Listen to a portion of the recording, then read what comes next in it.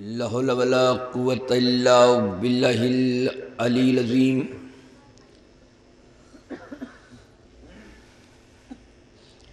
بسم الله الرحمن الرحيم. الحمد لله الذي هدانا لهذا وما كنا لنهتدي لولا أن هدانا الله. لقد جاءت رسل ربنا بالحق. الصلاة والسلام والتحية والإكرام على سيد أسلم ما في الوجود. سر الله في كل موجود نقطة دائرة الوجود.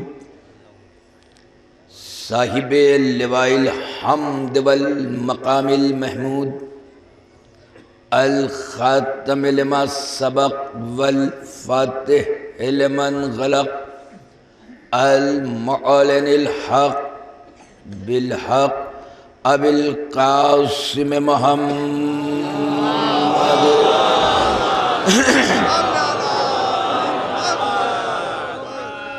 والصلاة والسلام على یاسب الدین والایمان باب الامن والامان کلمۃ الرحمن کاسر الاسنام والاوسان السابق باللسان والشاہد بالایمان مصداق مرج البحرین یلتقیان. الامام المظفر والشجاع الغضنفر وقاسم الطوبى والصخر ابی شبیر والشبر وحامل الباب الخیبر والساقی حوض الکوثر الذی سمته امہ حیدر. الامام المختار صاحب ذوالفقار مصداق قولا نبی المختار. لوتین الرایت غدا رجلا کرارا غیر فرار. ولا الطیبین الطاہرین المعصومین المظلومین المنتجبین المنتخبین. ولعنۃ اللہ علی دائهم اجمعین من یومنا ھذا الی یوم الدین. اما بعد فقد قال اللہ سبحانہ وتعالی فی الکتاب الحکیم. بسم اللہ الرحمن الرحیم. تلک حجتنا آتیناها ابراہیم علی قومہ نرفع درجات من نشاء ان ربک حکیم علیم. صلوات بھیجے محمد والے محمد. عظمت محمد والے محمد پر بلند ترین صلوات بھیج دیجئے محمد.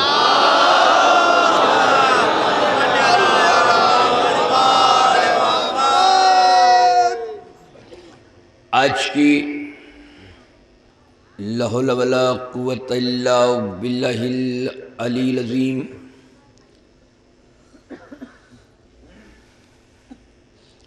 بسم اللہ الرحمن الرحیم. الحمد للہ الذی ہدانا لہذا وما کنا لنہتدی لولا ان ہدانا اللہ. لقد جاءت رسل ربنا بالحق. الصلاة والسلام والتحیة والإکرام على سید اسلم ما فی الوجود. سر اللہ فی کل موجود نقطة دائرة الوجود.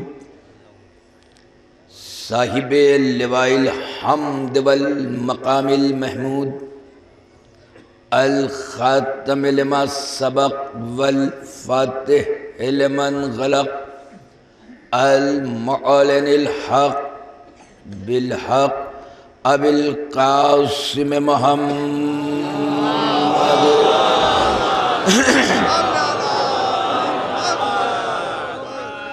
والصلاة والسلام على یاسب الدین والایمان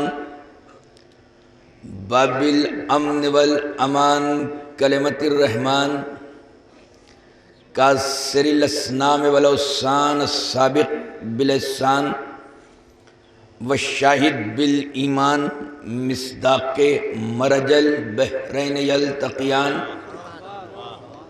الامام المظفر والشجاع الغضنفر وقاسم الطوبى والصخر ابی شبیر والشبر وحامل الباب الخیبر والساقی حوض الکوثر الذی سمته امہ حیدر الامام المختار صاحب ذوالفقار مصداق قولا نبی المختار لوتین الرائت غدا رجلا کرارا غیر فرار ولاله الطیبین الطاہرین المعصومین المظلومین المنتجبین المنتخبین ولعنۃ اللہ علی دائہم اجمعین من یومنا ھذا الی یوم الدین اما بعد فقد قال اللہ سبحانہ وتعالی فی الکتاب الحکیم بسم اللہ الرحمن الرحیم تلک حجتنا آتیناها ابراہیم علی قومہ نرفع درجات من نشاء ان ربک حکیم علیم صلوات بھیجے محمد والے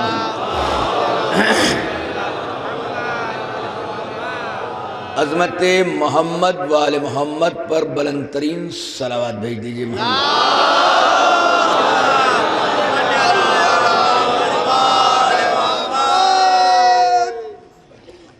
آج کی یہ خصوصی مجلس جو منسوب ہے سرکار سید الشہداء اور شہداء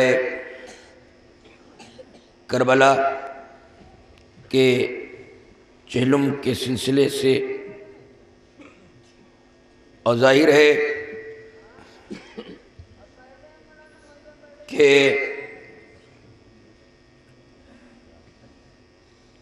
آپ کی شاداب باجوش پرہوش اور عقیدت بھری سماعتوں کا میں شناسہ ہوں، اس لیے مجھے اپنے موضوع کو زیادہ تمہیدی منزلوں سے گزارنے کی ضرورت بھی نہیں پڑے گی۔ اپنے بیان کو آپ کی فکروں سے، آپ کے اذہان سے بلا فصل کر رہا ہوں،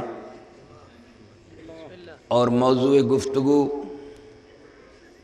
جو میں نے منتخب کیا ہے وہ ہے حجت الہی، اللہ کی حجت۔ آج کی اس مخصوص مجلس میں قرآن مجید کی آیات کی روشنی میں اور احادیث سے استفادہ کر کے یہ تلاش کریں گے کہ آخر اللہ کی حجت کسے کہتے ہیں۔ اس کے لیے مجھے سہارا لینا پڑے گا اصول کافی اور اس کی کتاب الحجت میں یہ حدیث سے سرکار رسالت مآب موجود ہے۔ پھر کتاب کا حوالہ دے رہا ہوں، اصول کافی باب ہے کتاب الحجت۔ جب سرکار رسالت مآب سے اصحاب اکرام نے معلوم کیا کہ حجت کسے کہتے ہیں، تو آپ نے حجت کی تعریف بیان کی الحجت قبل الخلق، الحجت مع الخلق، الحجت بعد الخلق۔ حجت وہ ہے جو خلق سے پہلے ہے، حجت وہ ہے جو خلق کے ساتھ ہے، حجت وہ ہے جو خلق کے بعد ہے۔ یعنی خلق سے پہلے بھی حجت، خلق کے ساتھ بھی حجت، اور خلق کے بعد بھی حجت۔ تو یہ تو پتہ چل گیا کہ خلق کے ساتھ حجت ہے، خلق کے بعد حجت ہے، خلق سے پہلے حجت ہے۔ اور یہ بتایا علم کے شہر ناز پروردہ ابو طالب، نوید مسیحا، درس توحید کے مدرس حقیقی نے کہ حجت کیا ہے، جو علم کا شہر ہے اس نے بتایا۔ میں توجہ چاہ رہا ہوں۔ آدم ہوئے، قرآن کی آیت کی روشنی میں عرض کر رہا ہوں۔ عزیزان محترم، آیت ہے، کوئی روایت تو نہیں پڑھ رہا نا کہ انی خالق بشرا من الطین، میں مٹی سے ایک بشر کو خلق کر رہا ہوں، خلق کرنے والا ہوں۔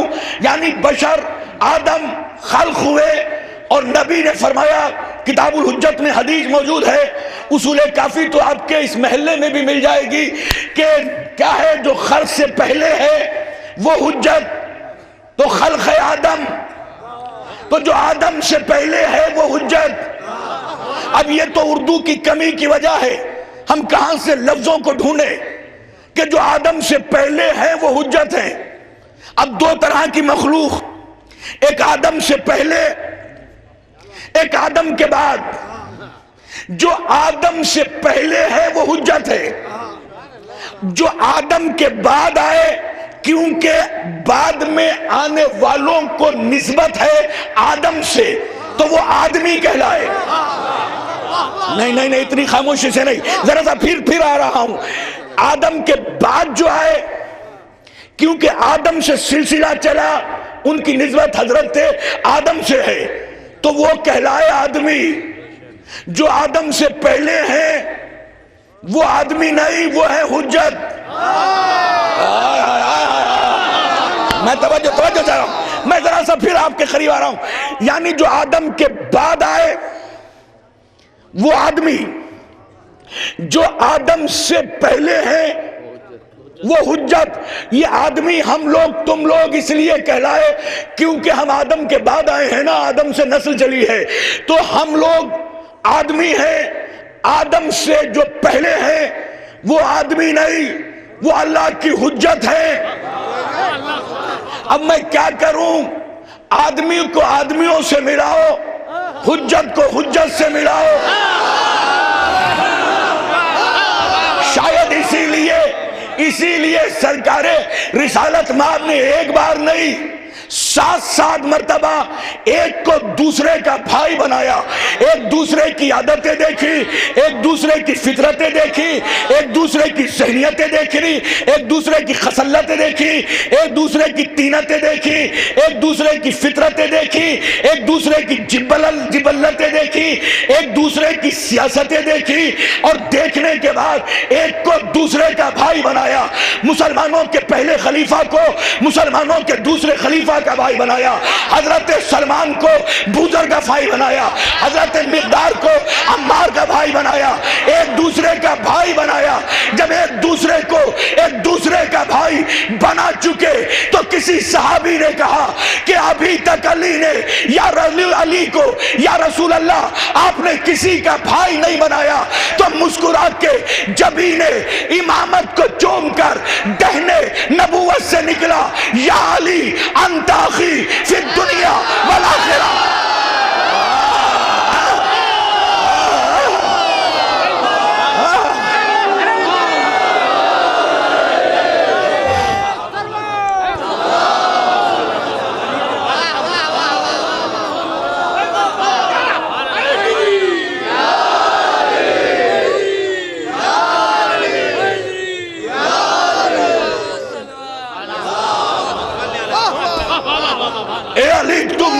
دنیا میں بھی بھائی ہے، یا علی تو میرا آخرت میں بھی بھائی ہے، اس لیے یہ بھائی یوں نہیں ہو سکتے کیونکہ یہ آدمی ہے.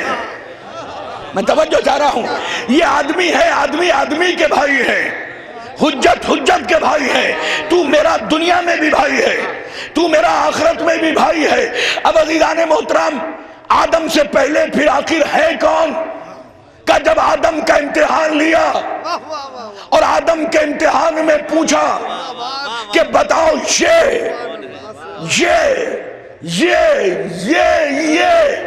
یہ کون ہے، تو حضرت فرشتوں نے تو کہہ دیا ہم بس اتنا جانتے ہیں جتنا تو نے ہمیں بتایا ہے. معلوم سے مجہول تک پہنچنا یہ تو انسانیت کا کمال ہے.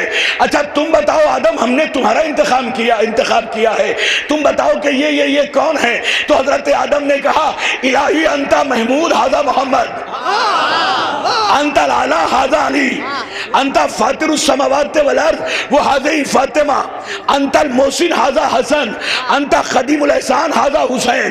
اللہ کے ناموں میں 99 نام ہم لیتے ہیں کہ 99 نام ہیں صفاتی.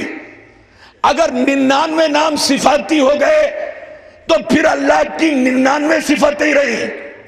اللہ محدود ہو گیا، جو محدود ہو وہ خدا نہیں.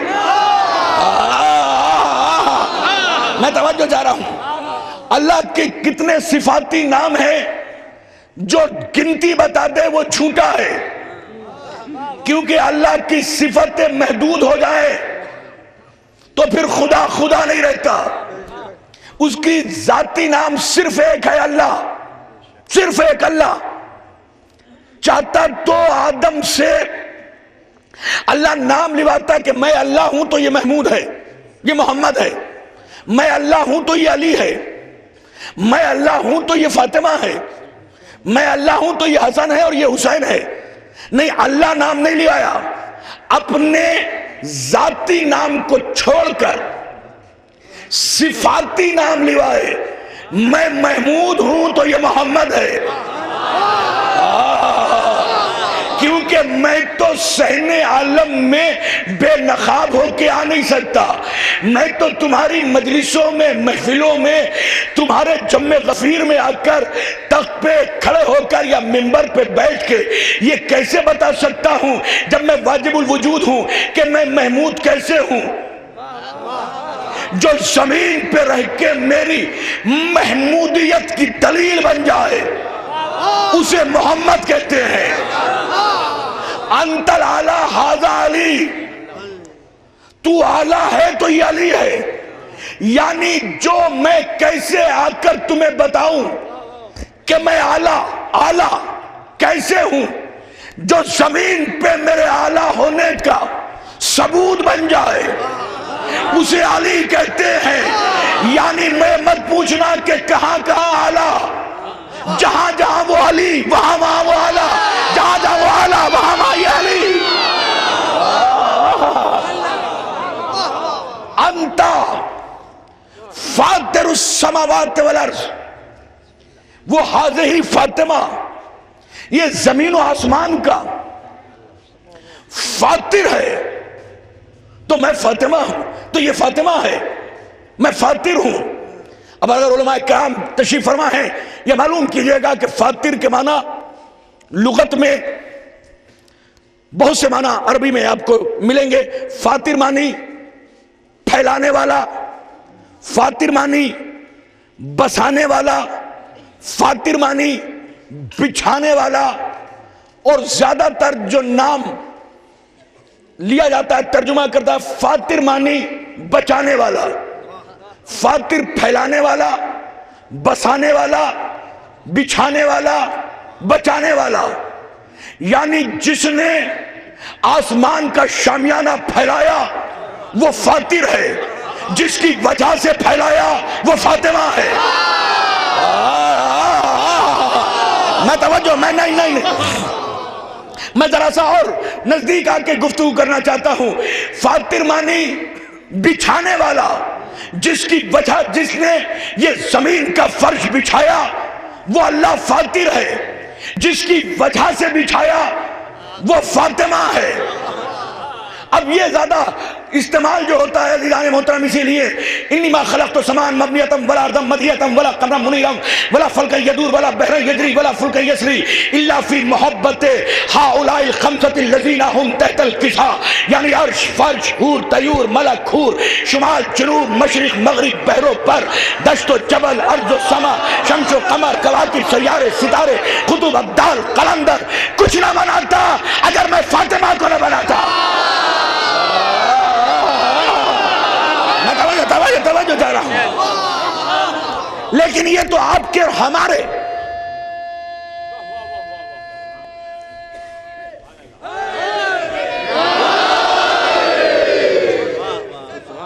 اتنے فضائل، اتنے فضائل، اتنے فضائل جو میں پڑھ رہا ہوں، یہ تو صرف دریائے ولایت کے شناوروں کی سمجھ میں آتے ہیں عزیزان محترم، لیکن فاتر کے معنی جو یونیورسل، جو ساری دنیا استعمال کرتی ہے کہ فاتر معنی بچانے والا۔ بھائی کس سے بچانے والا؟ جہنم کی آگ سے بچانے والا۔ تو اسی معنی پہ ٹھہر کر ہمارا ساتھ کیوں نہیں دیتے کہ فاتر معنی بچانے والا ہے۔ کس سے بچانے والا؟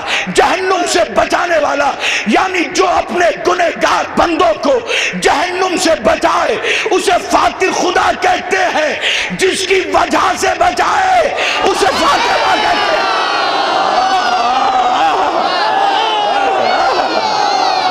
توجہ چاہ رہا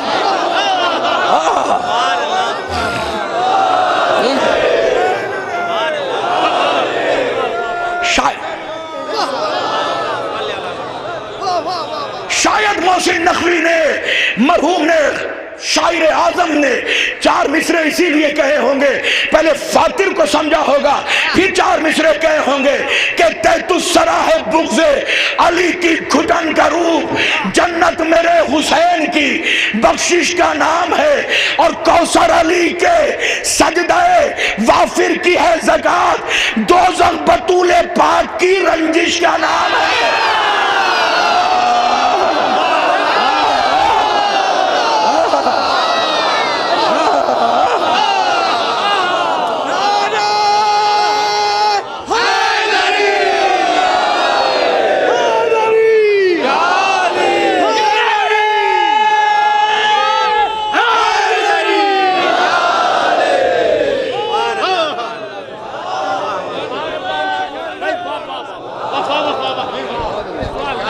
فاتر ہے تو یہ فاطمہ ہے،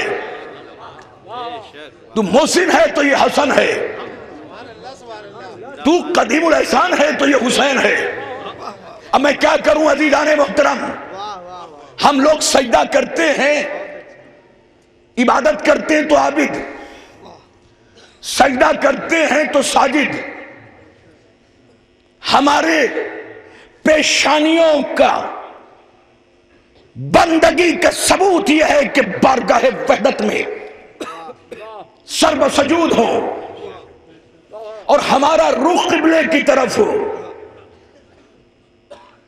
لیکن ہم جانے قبلہ نہیں، آدمیوں کا رخ قبلے کی طرف ہونا چاہیے۔ حجت وہ ہے کہ جن کی وجہ سے کعبہ قبلہ بنا ہے۔ توجہ توجہ توجہ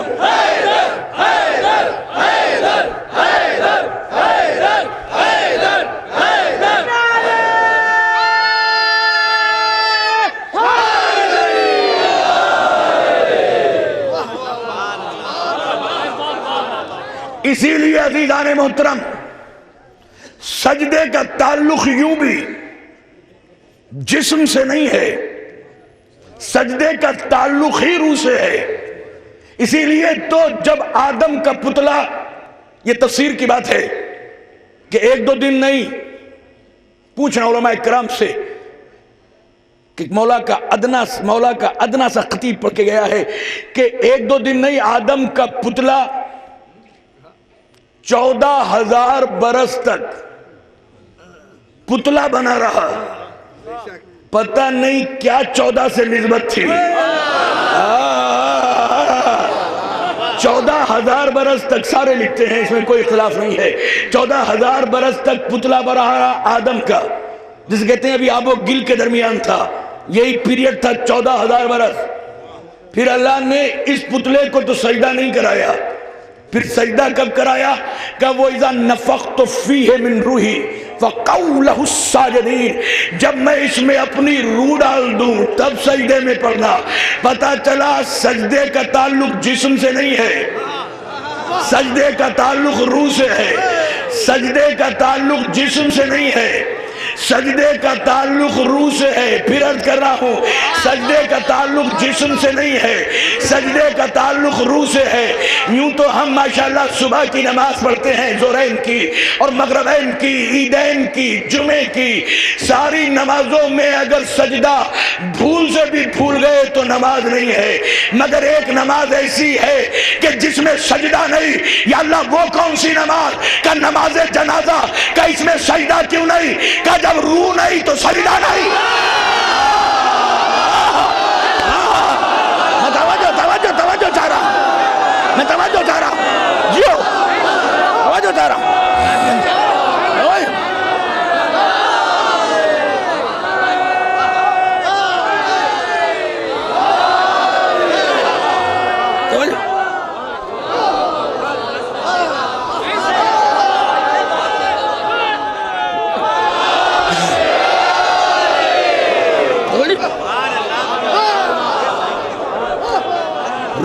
روح نہیں.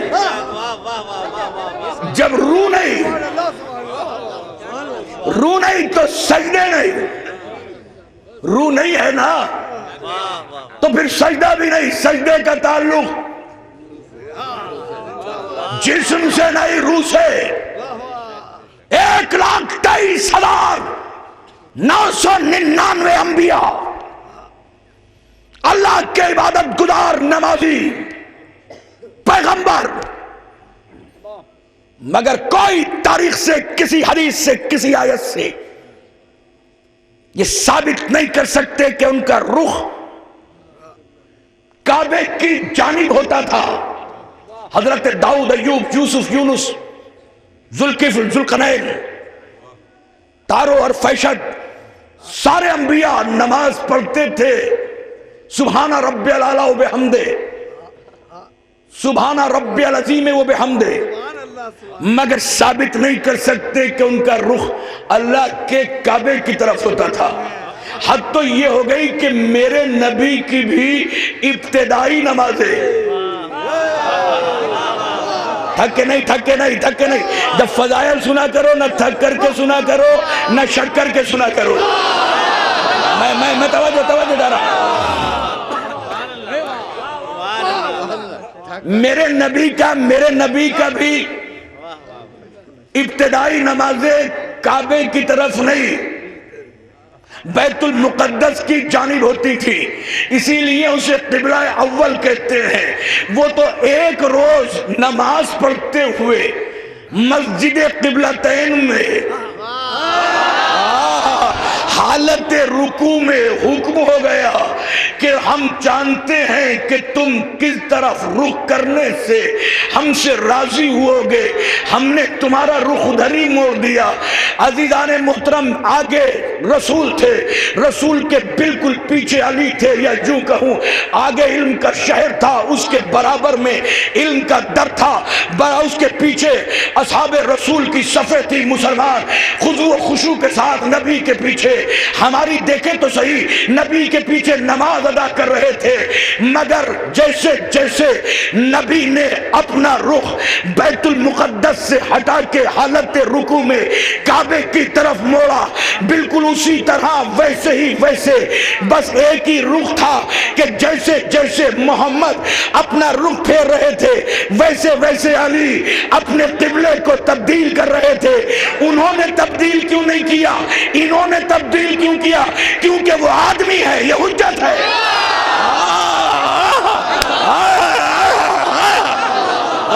توجہ چاہ رہا.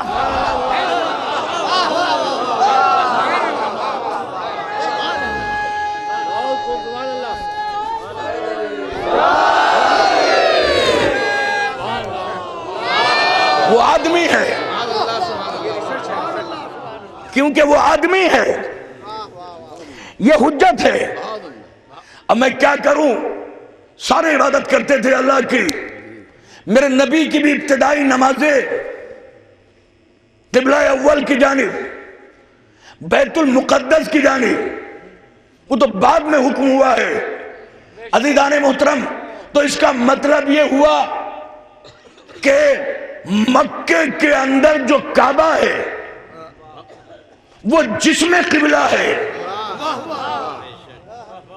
اس سے پہلے کیوں اس قبلے کو، کعبے کو قبلہ نہیں بنایا گیا؟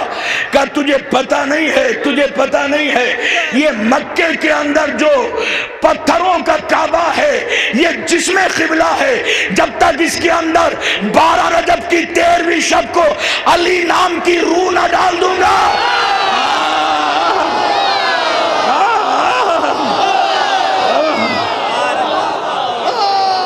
شاید ہو سکتا ہے کہ دل کسی کا یہ کہہ رہا ہو کہ علی والے سن رہے ہیں، علی والا پڑھ رہا ہے، آؤ تاریخ کے پنوں میں تلاش کریں کہ علی روح قبلہ ہے کہ نہیں ہے۔ عزیزان محترم، فتح مکہ، پہلی ہجری بدر، دوسری احد، 5ویں خندق، 7ویں خیبر اور 7 کا آخری پیریڈ فتح مکہ تقریباً 8ویں ہجری۔ فتح مکہ کے موقع پر جب مکہ فتح ہو گیا تو آج حرم کعبہ کے اندر، کعبے کی 4 دیواری کے اندر وہ لوگ بھی نبی کے سامنے آ کر سلام کر رہے تھے جن کے حلق سے کبھی توحید و رسالت کی، صداقت کی طہارت نیچے نہیں اتری، زبان پہ کلمہ نہیں پڑھا۔ اور اگر جملے کہوں تو یوں کہ یہ وہی لوگ ہیں کہ نبی نے انہیں بلایا تو آئے نہیں، اٹھایا تو گئے نہیں، چھپایا تو روئے، جگایا تو سوئے، سلایا تو جاگے، بلایا تو بھاگے۔ میں توجہ چاہ رہا ہوں، توجہ چاہ رہا ہوں،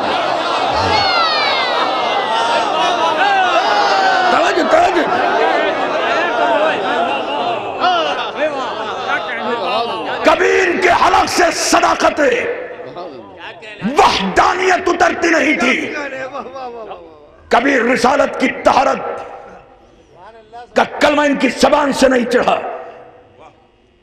اس زمانے میں بھی تو بہت ہی مطلب پرست لوگ جب کوئی پارٹی سत्ता میں آتی ہے تو اس کا جھنڈا لگا کے کھڑے ہو جاتے ہیں۔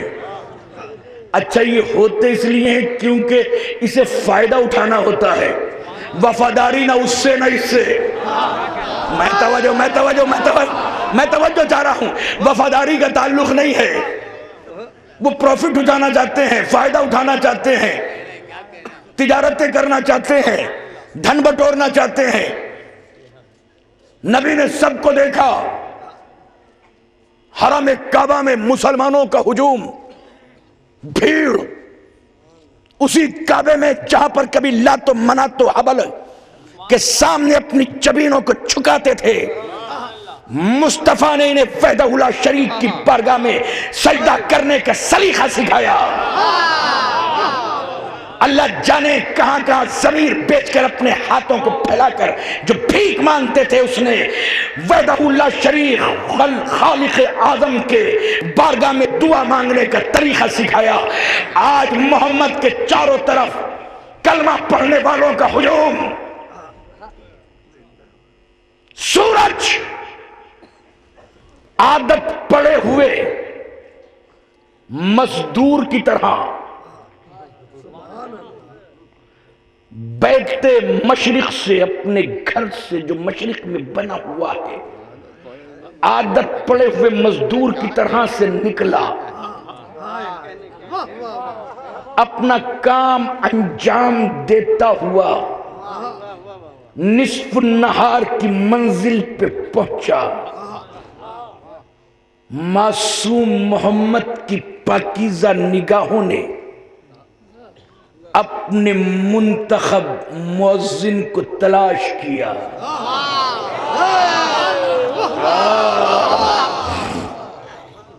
نورانی نگاہ بلال کے سیاہ چہرے پہ جا کر رک گئے۔ بلال اذان کا وقت ہوا چاہتا ہے، بلال ذرا اذان تو کہو۔ بلال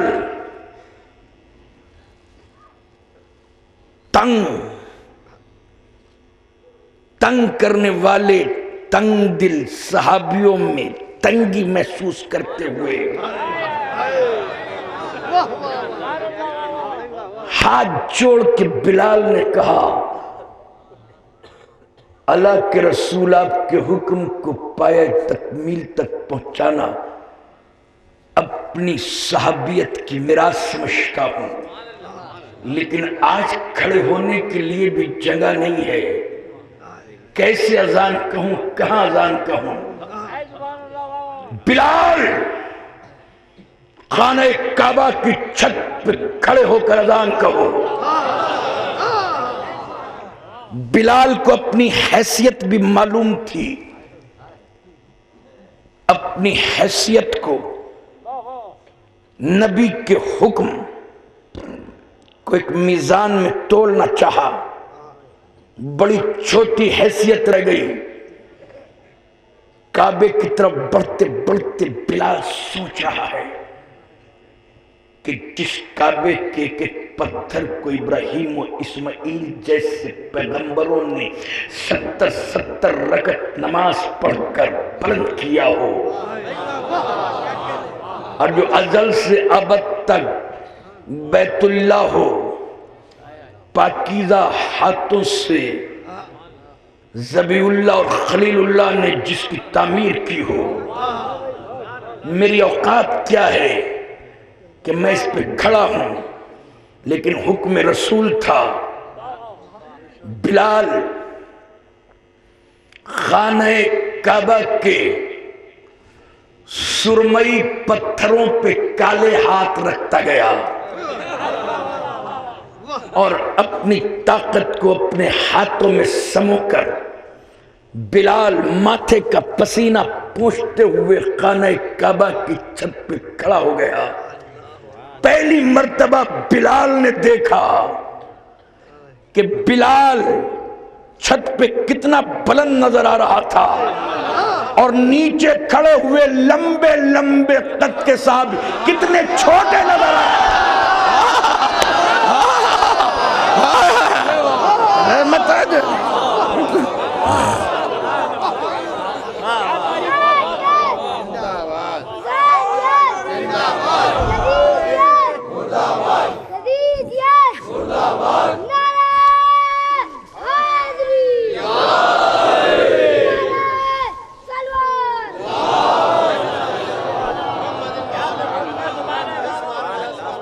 ہماری ماشاءاللہ جہاں بھی مجلس ہوتی ہے، دور دور تک ہمارے کمل بلانی صاحب جو ہیں ماشاءاللہ مجلس سننے آتے ہیں، ہمارے راجیش سکسینہ صاحب مجلس سننے آتے ہیں۔ آپسی جھگڑوں میں پڑے ہیں مسلمان ان دنوں، اب تیرا ماتم ہم ہندو کریں گے یا حسین۔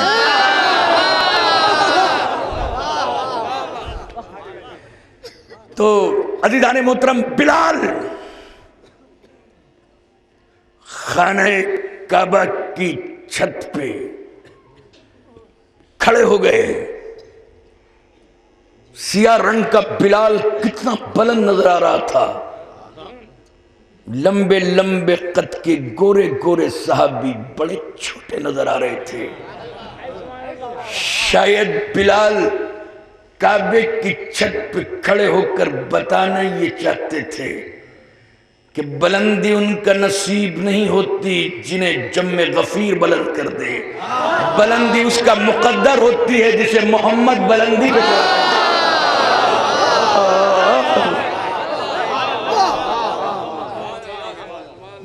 آخری آدمی تک میری مائیں، میری بہنیں، میرے بزرگ، میرے جوان، آپ کے دل کی دھڑکنوں میں کوثر کی بوندوں کی طہارت کی طرح یہ جملہ ڈالنا چاہتا ہوں، بلال نے حکم پیغمبر کو پایہ تکمیل تک پہنچانے کے لیے اپنے دونوں ہاتھوں کو کانوں تک پہنچایا. اور اللہ جانے بلال کے محدود ذہن میں کیا سوال پیدا ہوا کہ بلال نے اپنے دونوں ہاتھوں کو کانوں سے ہٹا کر نیچے کھڑے ہوئے پیغمبر کی بارگاہ میں ہاتھ جوڑ کر ایک سوال کیا.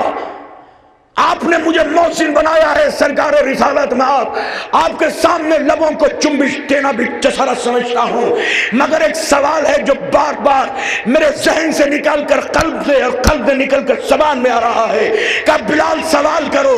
کہا آپ نے مجھے محسن بنایا مگر میں مسجد نبوی میں ہوتا تھا، آپ مجھے حکم دیتے تھے کہ مسجد نبوی میں اذان کہو، تو جب میں مسجد نبوی میں کھڑے ہو کر اذان کہتا تھا تو میرا رخ خانہ کعبہ کی جانب ہوتا تھا. آج میں خود خانہ کعبہ کی چھت پہ کھڑا ہوں، میری سمجھ میں نہیں آتا کہ کدھر دیکھوں کدھر رخ کروں اور اذان کہوں. یہ سننے کے بعد برابر میں کھڑے ہوئے خیبر شکن کو سینے سے لگا کر نبی نے کہا اے بلال علی کو دیکھتا رہے اور اذان کہتا رہے.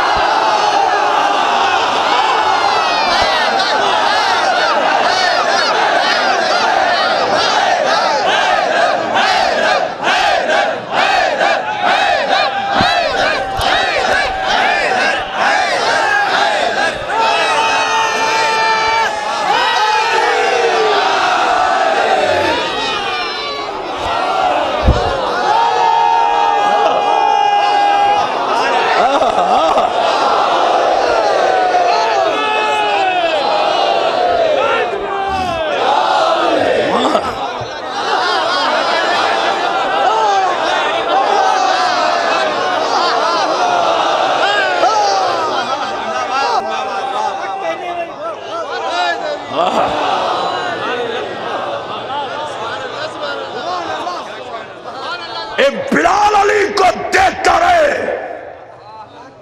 بلال نے بھی سوال کیا کہ جب میں مسجد نبوی میں ہوتا تھا نا تو میرا رخ خانہ کعبہ کی جانب ہوتا تھا، آج میں خود کعبے کی چھت پہ کھڑا ہوں، میری سمجھ میں نہیں آتا کہ کدھر رخ کروں اور اذان کہوں. کہا بلال اذان کہتا تھا، اے بلال اذان کہتا رہے اور علی کو دیکھتا رہے، اس لیے کہ جس پہ تو کھڑا ہے وہ جسم قبلہ ہے، علی روح قبلہ ہے.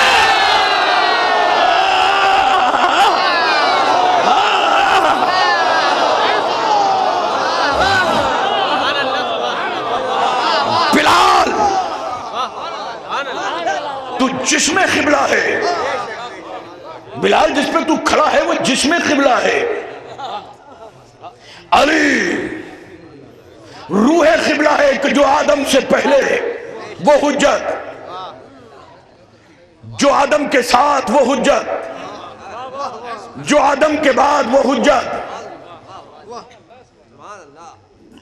خلق ارض والسماء فی ستۃ ایام.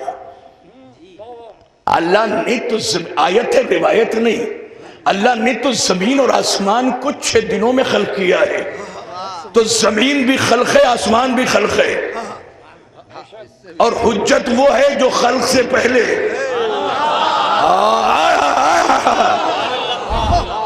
یعنی زمین سے بھی پہلے حجت، آسمان سے بھی پہلے حجت. جو زمین سے پہلے ہو وہ حجت ہے، جو زمین کے بعد ہو وہ حجت ہے، جو زمین کے ساتھ ہو وہ حجت ہے. اب یہ سمجھ میں نہیں آتا کہ زمین سے پہلے ہے تو حجت ہے، یعنی زمین سے پہلے بھی کوئی شے ہو سکتی ہے. میں آپ آدمی ہیں اور آدم مٹی سے بنے ہیں، میں بھی مٹی کا محتاج، آپ بھی مٹی کے مجبور. اگر یہ زمین نہ ہو تو کہاں بیٹھو گے؟ کہاں منبر رکھا جائے گا؟ کہاں مجلس ہوگی؟ ہم زمین کے محتاج ہیں کیونکہ زمین پہلے آئی، ہم بعد میں آئے. تو حجت وہ ہے جو زمین سے پہلے. اگر زمین کے بعد آئے تو زمین کے محتاج، آج زمین سے پہلے آئیں تو زمین کے محتاج نہیں. میری نگاہیں تجسس تلاش کرتی رہی کہ ہم جب تک زمین پہ نہ ہو ہمارے پیر زمین پہ نہیں ٹکتے. جب تک ہم زمین پہ نہ ہو تو زمین سے کوئی کام نہ چل سکتے ہیں، نہ بیٹھ سکتے ہیں، نہ سو سکتے ہیں، نہ سفر طے کر سکتے ہیں. ہم سارے زمین کے بعد آئے ہیں. ہم کیونکہ اس کے محتاج ہیں اور حجت وہ ہے جو زمین سے پہلے ہے. تو اس کا مطلب یہ ہوا کہ زمین کی محتاج حجت کو نہیں ہونا چاہیے. میری نگاہ تجسس ایک ایک وقت کو تلاش کرتی رہی کہ ایسا بھی کوئی ہے جو زمین کا محتاج نہیں ہو. تو جب 39 دن تک مسلمانوں سے خیبر کا قلعہ فتح نہیں ہو سکا تو رات کی تاریکی میں نبی نے آواز دی لَأُعْطِيَنَّ الرَّائِدَ غَدًا رَجُلًا كَرَّارًا غَيْرَ فَرَّارٍ يُحِبُّ اللَّهُ وَرَسُولَهُ. کل اسے عالم دوں گا آج جو مرد ہوگا. نہیں نہیں نہیں نہیں نہیں، لکھنؤ کے مزاج کا ایک جملہ بھی نہیں کہہ کے جاؤں تو پھر مزہ کیسے آئے گا. ہم مجلس سے پڑھتے ہیں تو اکثر بانیان مجلس ذاکرین مجلس سے ہی کہتے ہیں کہ تھوڑا سا خیال رکھیے گا کہ کیا مجمع مکس ہے.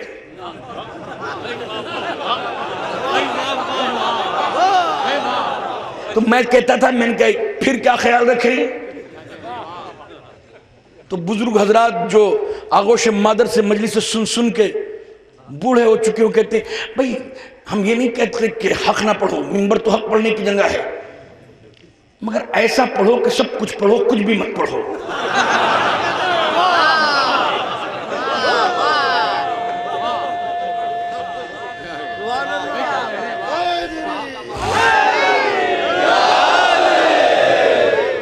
میں بڑا گھبراتا تھا. میں نے کہا یا اللہ وہ کیسے پڑھوں، کیسے ممکن ہے کہ سب کچھ پڑھیں کچھ بھی نہ پڑھیں.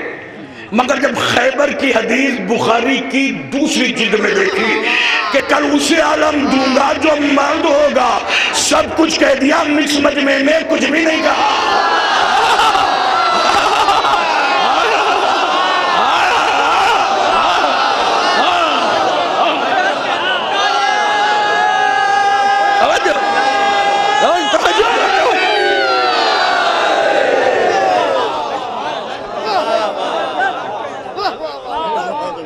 زمین کو بھی خلق کیا اللہ نے، آسمان کو بھی خلق کیا. ہم ہیں مٹی کے بعد تو مجبور ہیں. حجت وہ ہے جو مٹی سے زمین سے پہلے تلاش کرتے رہے کہ آخر کون ہے. خدا کی قسم یہی وجہ تھی دیکھتے دیکھتے کہ جب خیبر کا علم فتح خیبر کے روز علی کے دستے مقدس میں دیا اور علی آگے، اصحاب رسول پیچھے پیچھے پیچھے پیچھے. لوگ کہتے ہیں سب برابر ہیں. اس بچے کو سمجھاؤ نا کہ آگے چلنے والا اور پیچھے رہنے والے برابر کیسے ہو سکتے ہیں. میں توجہ جا رہا ہوں. دو انگلیوں سے خیبر کے دروازے کو جب اکھاڑ دیا تو کسی نے نبی کے پاس جا کے کہا تو علی نے اس دروازے کو جسے 40 آدمی کھولتے تھے بند کرتے تھے پتے کی طرح اٹھا لیا. تو نبی نے ہاتھوں کی تعریف نہیں کی. کہا ابھی تو نے علی کے ہاتھوں کو دیکھا ہے، علی کے قدموں کو نہیں دیکھا. اب جو علی کے قدموں کو دیکھا تو علی کے قدم زمین کے سینے پہ نہیں بلکہ فضا کے دوش پہ رکھے ہوئے اعلان کر رہے تھے کہ میں بندہ تو ہوں مگر تمہاری طرح محتاج نہیں.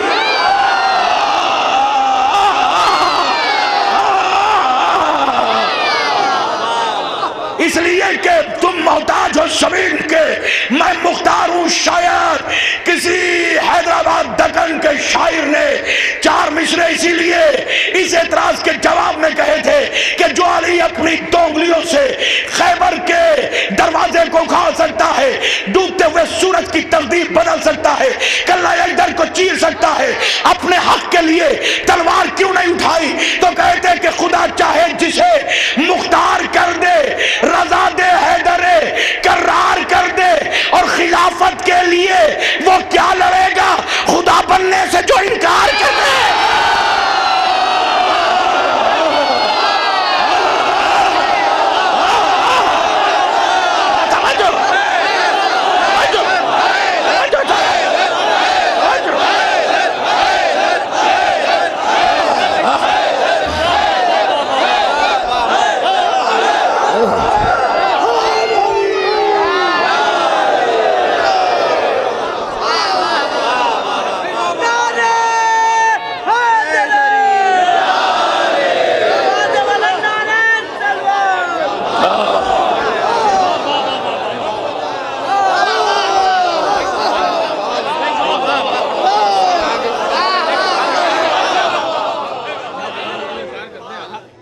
سارے جھگڑے، سارا اختلاف 14 صدیوں سے بس اتنا ہے کہ کاش مسلمان یہ سمجھ جائیں کہ آدمی الگ ہیں، حجت الگ ہے۔ اصل میں حجتوں کو آدمیوں کے پیمانے میں ڈھونڈتے ہیں۔ میں توجہ چاہ رہا ہوں، حجت کو آدمیوں کی صفوں میں تلاش کرتے ہیں، تب کہتے ہیں ہماری سمجھ میں نہیں آتا۔ کیا سمجھ میں نہیں آتا؟ کہ یہ اوپر سے عرش کو چھوڑ کر فرشتے چکی چلانے کیسے آ جائیں گے؟ یہ جھولا چھڑانے کیسے آ جائیں گے؟ یہ تلوار لے کر روٹیاں مانگنے کیسے آ جائیں گے؟ اچھا، میں ایک روایت پڑھ رہا ہوں اور مجھے لے جا کر میری تقریر کو چاہے سنواؤ یا مجھے، اگر مکے میں کعبے میں بھی تقریر کراؤ گے نا تو ایک ایک مسلمان چھومتا ہوا نظر نہ آئے تو بات ہے۔ ایک ایک مسلمان پوری دنیا کا صحابی رسول نام ہے، ذہن میں رکھنا، میم عین الف زال معاذ بن سعد۔ معاذ بن سعد کا انتقال ہو گیا، دنیا سے چلے گئے، اور آپ کی نماز جنازہ ہمارے نبی پاک نے پڑھائی۔ سب مسلمان کے ماشاءاللہ سبحان اللہ۔ دیکھیں جو حق ہے، معاذ بن سعد ہمارے نبی کے جلیل القدر صحابی تھے، واجب الاحترام صحابی تھے۔ واجب الاحترام اس لیے تھے کہ وہ نبی کا بھی احترام کرتے تھے، آل کا بھی احترام۔ احترام اسی کا ہوتا ہے جو پنجتن کا احترام کرتے ہیں۔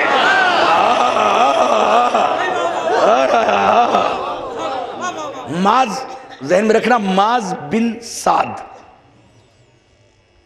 ان کی نماز جنازہ نبی نے پڑھائی۔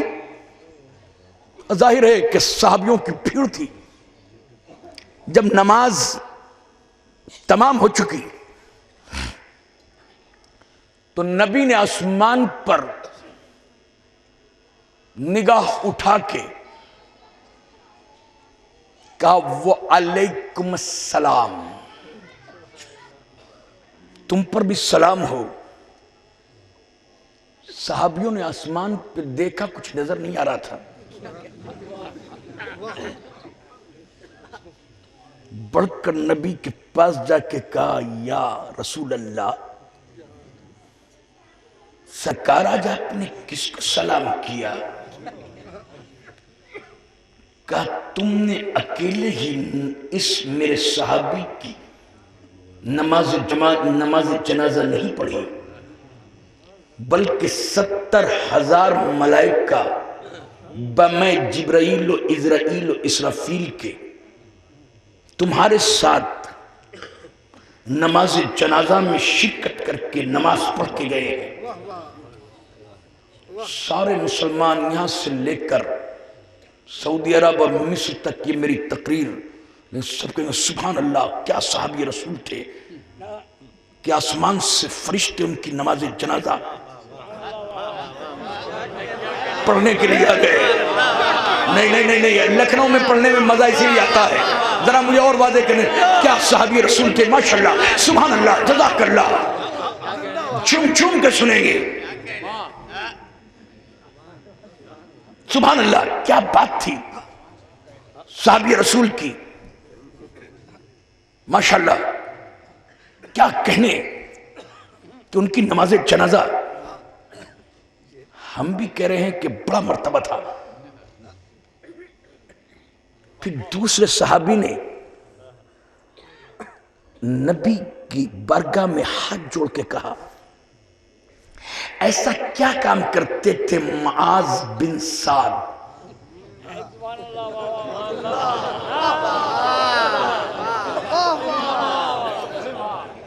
کیا کام کرتے تھے کہ جو اتنی بڑی منزلت پر فضیلتوں کے فائز تھے؟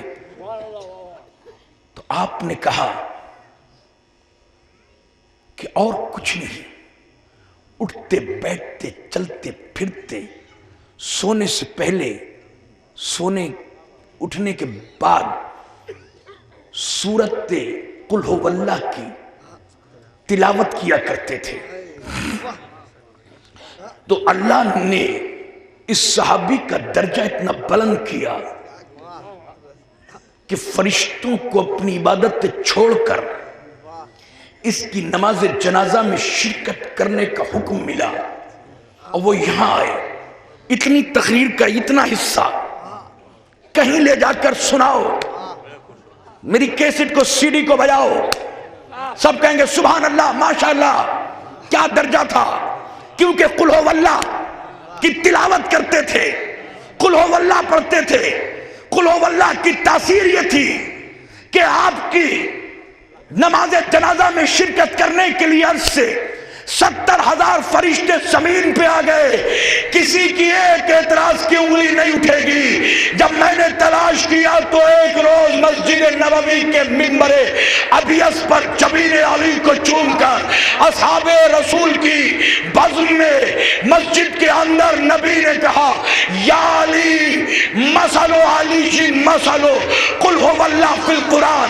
علی کی مثال ایسی ہے جیسے قرآن مجید میں قل ہو اللہ کی، تو میری سمجھ میں نہیں آتا کہ قرآن میں قل ہو اللہ کی تلاوت کرنے والے کے لیے زمین پر اگر فرشتے نماز جنازہ پڑھنے آ جائے تو کسی کو اعتراض نہیں۔ ارے جو علی خود قل ہو اللہ ہو، اس کے بچوں کا جھولا جھولا دے تو چہرہ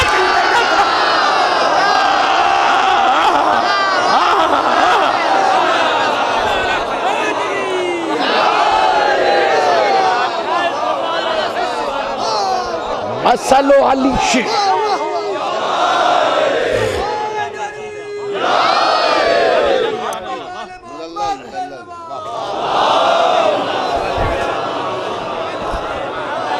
مسلو علی شن، مسلو قل ہو اللہ۔ علی کی مثال ایسی ہے جیسے قل ہو اللہ کی۔ اور عزیزان محترم، کربلا، ابھی مصائب نہیں پڑھا، تھوڑا سا آپ کی فکروں کو آج کا ایک پیغام دینا چاہتا ہوں۔ کل شام کے امیر کا بیٹا کائنات کے امیر کے بیٹے سے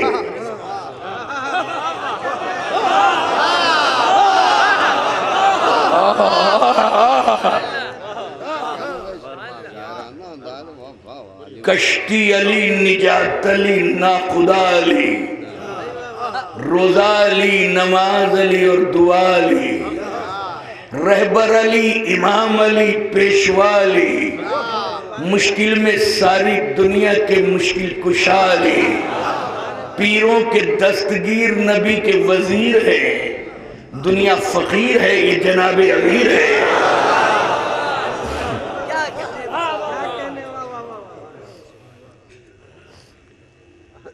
شام کے امیر کا بیٹا کائنات کے امیر سے کے لال سے بیعت مانگ رہا تھا، لیکن بیعت ناممکن اس لیے تھی کیونکہ وہ آدمی تھا۔ توجہ چاہ رہا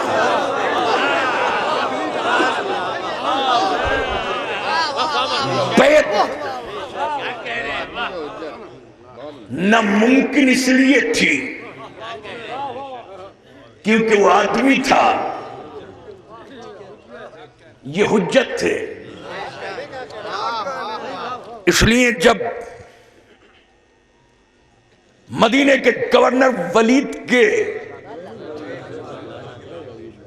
یہاں پر آپ تشریف لے گئے تو دائیں بائیں آگے پیچھے عباس، غازی، عون، محمد، قاسم، علی کے شیروں کا شیر اپنے شیروں کو لے کر ولید کے دروازے پہ پہنچ کر آواز دیتے ہیں مجھے اکیلا طلب کیا ہے، اکیلا جا رہا ہوں، مگر اگر میری آواز میں تلخی پاؤ تو اپنے تلواروں کے قبضے پہ قبضہ جمع کر دانتوں سے دانت پیس کر تلواروں کو میان کے غلاف سے نکال کر بغیر کسی رکاوٹ کے دربار میں آ کے بتا دینا کہ علی کی شجاعت کی وراثت کس کے پاس ہے۔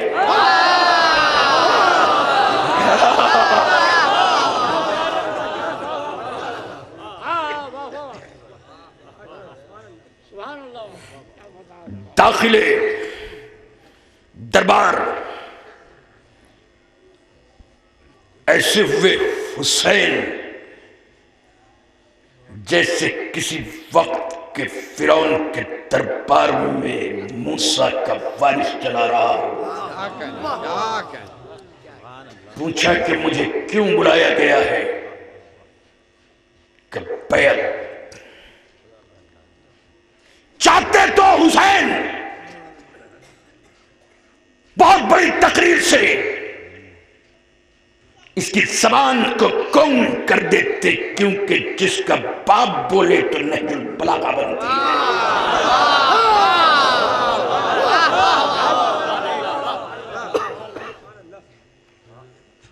چاہتے تو کہتے کہ میں شرابی جواری سونے کے زیور اور ریشم کا لباس اور کتے اور بندروں کے ساتھ کھیلنے والے کی بیعت نہیں کر سکتا، مگر نہیں عجب جملہ کہا ہے، اور یہ صرف امام ہی کہہ سکتے، کہہ دینا اس سے کہ میرے جیسا تیرے جیسے کی بیعت نہیں کر سکتا۔ اتنی خاموشی سے نہیں، بڑا پیغام ہے حسین کا۔ ہم قبروں کے کھٹا ٹوپ اندھیروں میں چلے جائیں گے، گمنامی ہماری تقدیر بن جائے گی، مگر حسین کا یہ جملہ صبح قیامت تک حسینیت زندہ باد کے نعرے لگواتا رہے گا۔ کہہ دینا کہ میرے جیسا تیرے جیسے کی بیعت نہیں کر سکتا۔ ابھی تک تو یہ سمجھے تھے کہ حسین کائنات میں تنہا ہے،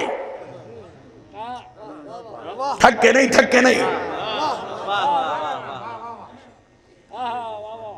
یہ پہلی مجلس ہے جہاں پہ مجھ سے کہا جتنا چاہے پڑھو۔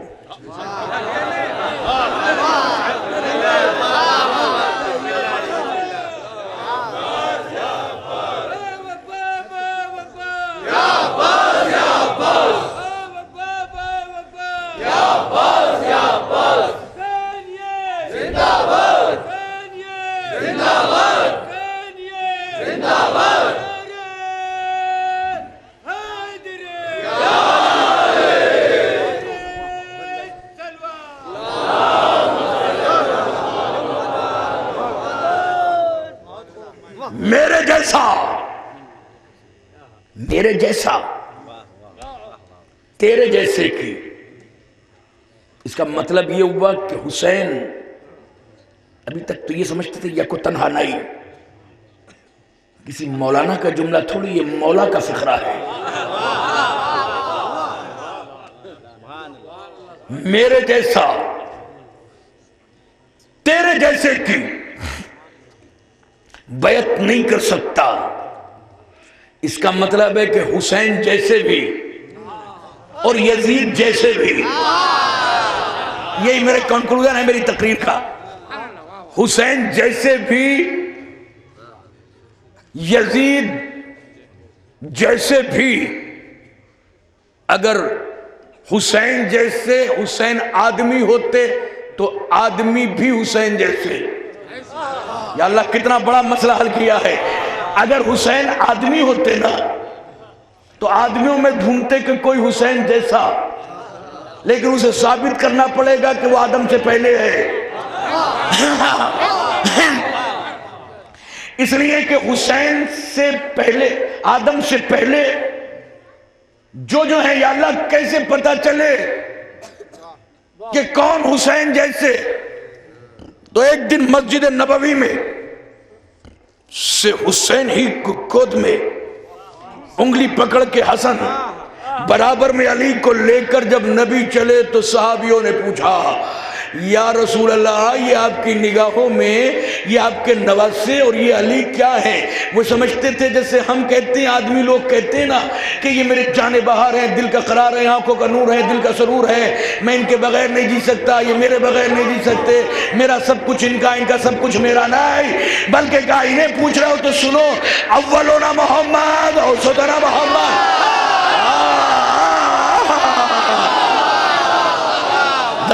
جزاک اللہ. اولنا محمد، اوسطنا محمد، آخرنا محمد، کلنا محمد. ہمارا پہلا بھی محمد، ہمارا آخر بھی محمد، ہمارا اوسط بھی محمد، ہمارا سارے کے سارے ہم محمد.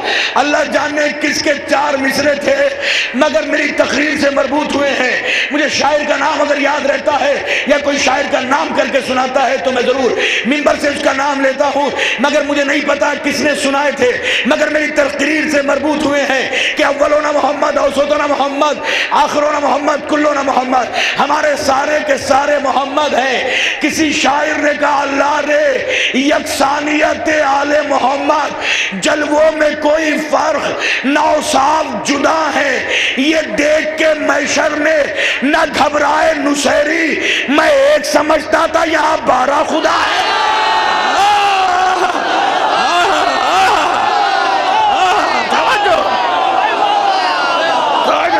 توجہ.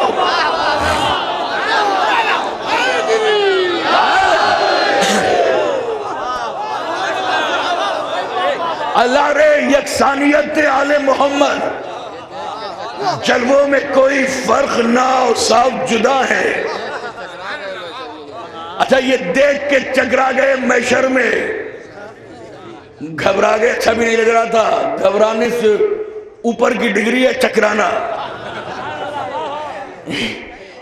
تو میں ایک سمجھتا تھا یہاں 12 خدا ہے. ہماری سب سے بڑی بات ہی یہ ہے کہ ہم نصیری یوں بھی نہیں ہو سکتے کہ خدا ایک ہے. یہ تو سارے محمد ہیں اور وہ لیسا کمثلہ شیء، اللہ کی کوئی مثال نہیں ہے، یہ ایک دوسرے کی مثال ہے. ان کا ہونا اس بات کی دلیل ہے کہ وہ خدا ہے. یہ ایک دوسرے کی مثال ہے اور اللہ کی کوئی مثال نہیں. لیسا کمثلہ شیء، اس کی کوئی مثال نہیں. اور یہ سارے محمد، یہ سارے علی، یہ سارے حسین، یہی تو کہا تھا حسین نے کہ میرے جیسا، یعنی میرے جیسے جو یہ 14 ہے، تو یہ 14 تو حسین جیسے، یزید جیسا، تیرے جیسے یعنی یزید جیسے. کیسے ڈھونڈوں کہ کون یزید جیسا؟ کسی میوزیم میں تو کہیں اس کی تصویر لگی ہوئی نہیں ہے کہ میں بھی چوراہوں پر، حضرت گنج کے، سہارنپور کے، بریلی کے، کراچی کے، مصر کے، دبئی کے، لندن کے چوراہوں پہ ہورڈنگ لگا کے لوگوں کو کھڑا کروں، ایسا تھا یزید، ایسے کان، ناک، آنکھ، ہونٹ، اور کوئی پکڑ کے لائیں یہ یزید جیسا، یہ یزید جیسا. یہ یزید جیسا، یہ یزید جیسا کمبخت کی صورت تو کہیں ملتی نہیں. میں کہیں لے گیا، میں کوئی پیغام دے کے جا رہا ہوں، یہ نہیں کہ سن کے ماشاءاللہ بہت اچھی مجلس پڑھی، نہیں، ذہن میں رکھیے گا جو میں پیغام دے رہا ہوں. صورت تو ملتی نہیں، ورنہ ہورڈنگ لگا کر کچھ اور پیسہ خرچ کر کے بریکنگ نیوز دے کر ٹی وی میں ایڈ دے کر کہ کون کون اس کی شکل کا، لوگ دیکھتے یہ یزید جیسا کمبخت، اس کی آنکھ، ناک، ہونٹ، گردن، لیکن صورت تو ملتی نہیں تو کیسے تلاش کریں کہ کون یزید جیسا؟ کہ جب صورت نہیں ملتی تو سیرت کو دیکھو.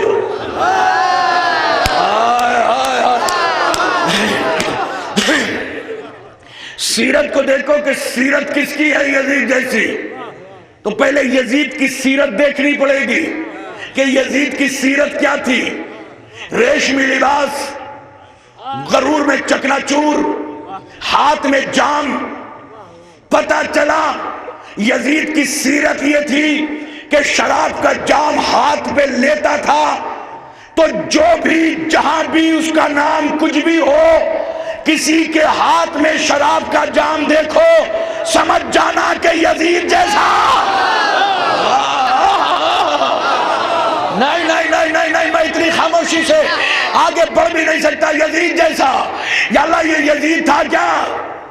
شام کے تخت پہ جو بیٹھا تھا، یہ شام کی خلافت، یہ شام کا دربار، یہ شام کی حکومت، یہ شام کے درباری، یہ شام کا تخت یزید کا نہیں تھا. پھر کیا تھا؟ امام کا حق تھا جس پہ اس نے غاصبانہ قبضہ کیا تھا. یا اللہ راغوش مجلس، راغوش مادر سے مجلس سننے والے اب بھی خاموش رہ گئے تو میں کہاں سے کلیجہ چیر کے دکھاؤں. یزید کی سیرت یہ تھی کہ امام کے حق کو غاصبانہ قبضہ کیا تھا. تو جو بھی جب بھی جہاں بھی امام کے حق پہ غاصب ہو جائے،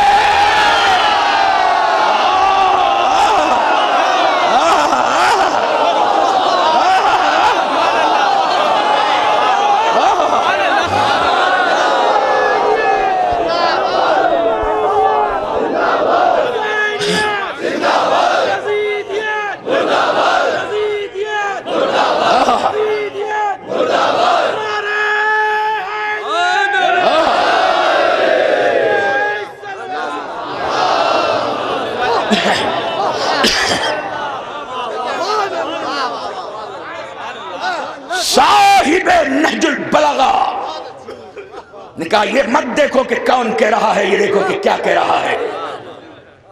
لکھنؤ میں جب میں پڑھتا تھا تو چھوٹے امام باڑے میں ایک تقریر کرنے کے لیے پاکستان سے مولانا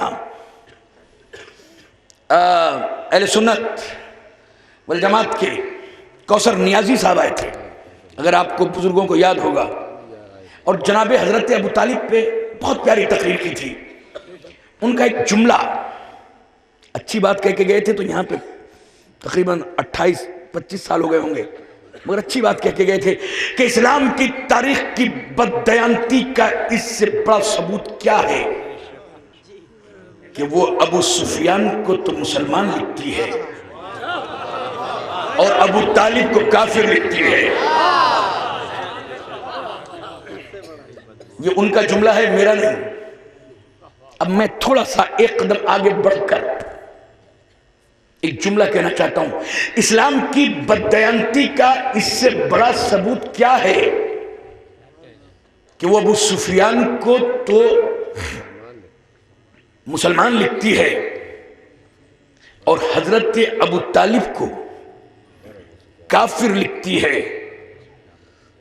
میں کہتا ہوں یہ زمانہ ہے گیو اینڈ ٹیک کا، دو اور لو. کیا دے رہے ہو، کیا لے رہے ہو. یہاں تو نہیں مگر امریکہ میں تو جو مجلس سے سننے آتے ہیں کہتے ہیں 1 گھنٹہ سن رہے ہیں، آپ نے کیا دیا؟ ہم سے 1 گھنٹہ لیا. تو گیو اینڈ ٹیک اب مجلسوں میں بھی کیا دے رہے ہو اور کیا لے رہے ہو. اب تو بچوں میں بھی آپ دیکھتے ہوں گے کہ چھوٹا سا پہلے گفٹ چلتا تھا، اب ریٹرن گفٹ. کہ ہم نے گفٹ دیا، تم نے کیا دیا؟ تو کوثر نیازی نے بڑی پیاری بات کہی تھی کہ بدیانتی اسلام کی تاریخ کی یہ ہے کہ وہ ابو سفیان کو تو مسلمان لکھ رہی ہے اور ابو طالب کو کافر۔ میں کہتا ہوں قلم آپ کا، کرتاس آپ کی، پرنٹنگ پریس آپ کی، عقل آپ کی، فکر آپ کی، ذہنیت آپ کی، فطرت آپ کی، روشنائی آپ کی، جسے چاہے کافر لکھو، جسے چاہے مسلمان لکھو، مگر آج کا تاریخ اسلام کا طالب علم تم سے کھڑے ہو کر سوال کر سکتا ہے کہ یہ بتاؤ کہ اسلام نے کسے کیا دیا؟ ایک طرف لکھو ابو طالب، ایک طرف لکھو ابو سفیان۔ ابو سفیان نے معاویہ جیسا بیٹا دیا، یزید جیسا پوتا دیا، ابو طالب نے علی جیسا لال دیا، حسین جیسا بیٹا دیا۔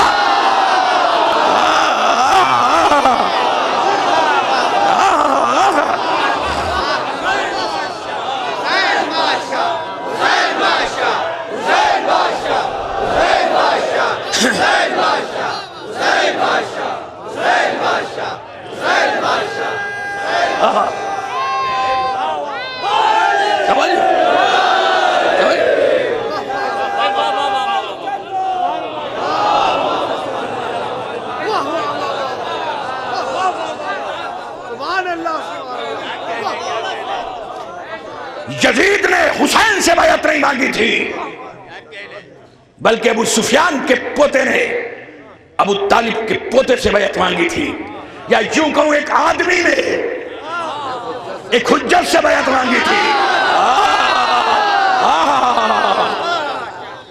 آدمی نے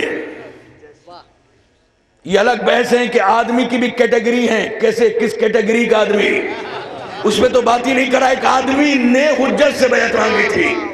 شاید یہی وجہ تھی، بھی مصائب کی منزل نہیں، بس 2-4 منٹ اور اس کے بعد میں مصائب پڑھوں گا۔ کربلا میں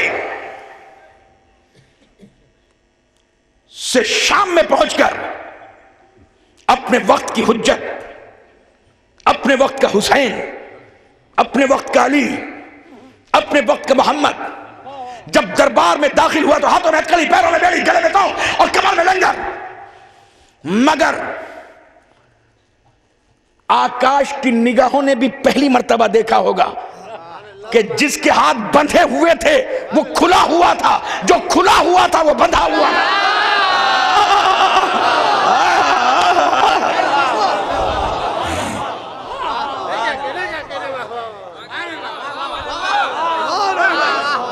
یہ سرکار اہلیان لکھنؤ کے لیے تحفتاً،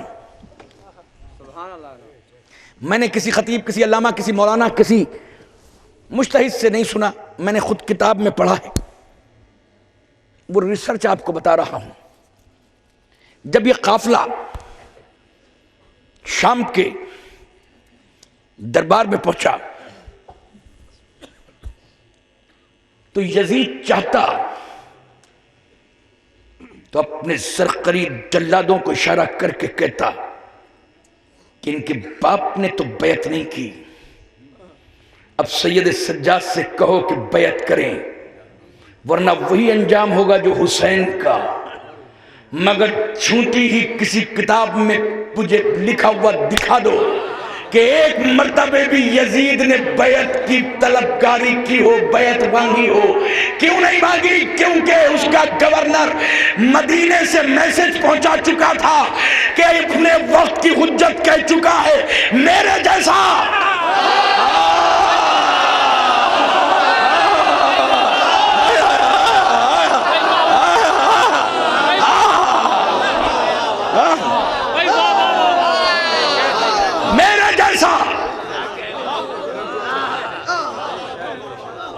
جیسے کی میرے جیسا۔ ایک اور نفیس جملہ زبان پہ آ رہا ہے تو کہہ رہا ہوں، قدردان بیٹھے ہوئے ہیں، میں کیا کروں۔ اس لیے بیعت نہیں مانگی کہ جانتا تھا کہ یہ نام اس کا چاہے سجاد ہو مگر اپنے وقت کا حسین ہے، جس کی ہے میں اسلام کا حسن ہے، جس کی سین میں اسلام کی سلامتی ہے، جس کی یہ میں اسلام کی جاری ہے، جس کی نون میں نظام مصطفیٰ ہے، جس کی رگوں میں آتش بدر و حنین ہے، سورما کا اسم گرامی حسین ہے۔ یہ شام کو شام نہیں بلکہ کربلا بنا دے گا، اس لیے بیعت کی تمنا ہی نہیں کی، آواز ہی بلند نہیں کی۔ اس مجمع میں جو میں پہنچانا چاہتا ہوں، اس مجمع میں بھیڑ میں جیسے تماشائی ہوتے ہیں، کچھ دربار میں ایسے ہی دھکوں کے ساتھ یا سفارشن اندر چلے گئے، ہجوم تھا، دربار بھرا ہوا، تخت پہ یزید، اور تخت کے بالکل برابر میں جو شام جا چکے ہیں منبر، اپنے خریدے ہوئے مولوی کو یزید نے اشارہ کیا، منبر پہ بیٹھ اور علی کی شان میں اور حسین کی شان میں گستاخی کر۔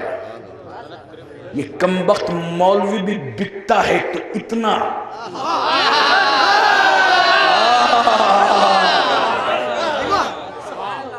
کہ پیسوں کے چکر میں مولود کعبہ اور جنت کے سرداروں کی شان میں گستاخی کرنے کے لیے آمادہ ہو جاتا ہے۔ اس نے جو کچھ کہنا تھا کہا۔ سرکار اب میں سمجھتا ہوں میری پوری مجلس ایک طرف رکھنا، اور جو میں یہ واقعہ سنا رہا ہوں اسی بھیڑ میں جو یزید کے دربار میں تھی، ایک گاؤں کا دیہاتی جو شام کے گاؤں سے آیا تھا، کھیتی کسانی کرتا ہوا، کھجورے جو بھی کرتا تھا، اس جم غفیر کو چیر کر آگے بڑھا اور اس مولوی کی نگاہوں میں نگاہیں ڈالی۔ دیکھیں اس زمانے میں باہر ٹھیلے پہ مونگ پھلی بیچنے والا بھی اور چھوٹے سے کھوکے میں پان اور سگریٹ بیچنے والا بھی، prime minister, president, chief minister, governor, جسے چاہے برا کہے، ڈیموکریسی ہے، پرجا تنتر، لوک تنتر، جمہوریت ہے، لیکن اس زمانے میں مطلق العنان بادشاہ کے سامنے لبوں کو جنبش دینا، اپنے سر کو تن سے جدا کرانے کے مترادف تھا۔ اس وقت وہ اہل بیت کا چاہنے والا دیہات کا دیہاتی نہ نیزوں کی پرواہ، خنجروں سے بے نیاز، تلواروں سے بے خوف، عزم جناب مختار لیے ہوئے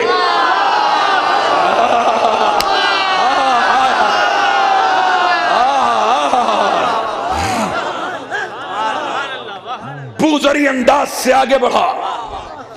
عنبری لہجے میں اس نے ایک شعر کہا، اس کا نام تاریخ میں لکھا ہے سنان، سین نون الف نون سنان ابن خفاجی۔ دیکھیں اس کا بھی نام، اس کے باپ کا بھی نام۔ آج ہندوستان کے اس یو پی کی راجدھانی کے اس مجلس کے منبر پر 14 صدیاں گزرنے کے بعد کتنے احترام سے میں نام لے رہا ہوں، کتنے احترام سے آپ سن رہے ہیں، اور میں نے جب پڑھا خدا کی قسم والہانہ سنان ابن خفاجی سے محبت ہو گئی تھی۔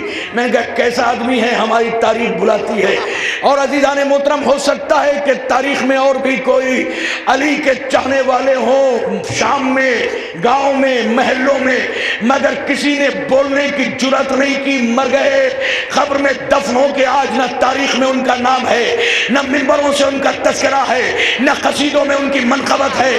صرف اگر بات ہو رہی ہے تو سنان ابن خفاجی کی، کیونکہ اس نے نہ اپنی جان کی پرواہ کی، نہ تیر و تنان کی پرواہ کی، بلکہ سنان آگے بڑھتا گیا، یزید کی آنکھوں میں آنکھیں ڈال کر شعر کہا، اوروں کا کوئی تذکرہ نہیں، سنان کا قصیدہ اس لیے پڑھ رہے ہیں کہ علی کی مجلسوں کے منبر پر بزدلوں کی بات نہیں ہوتی، بہادروں کے تذکرے ہوتے ہیں۔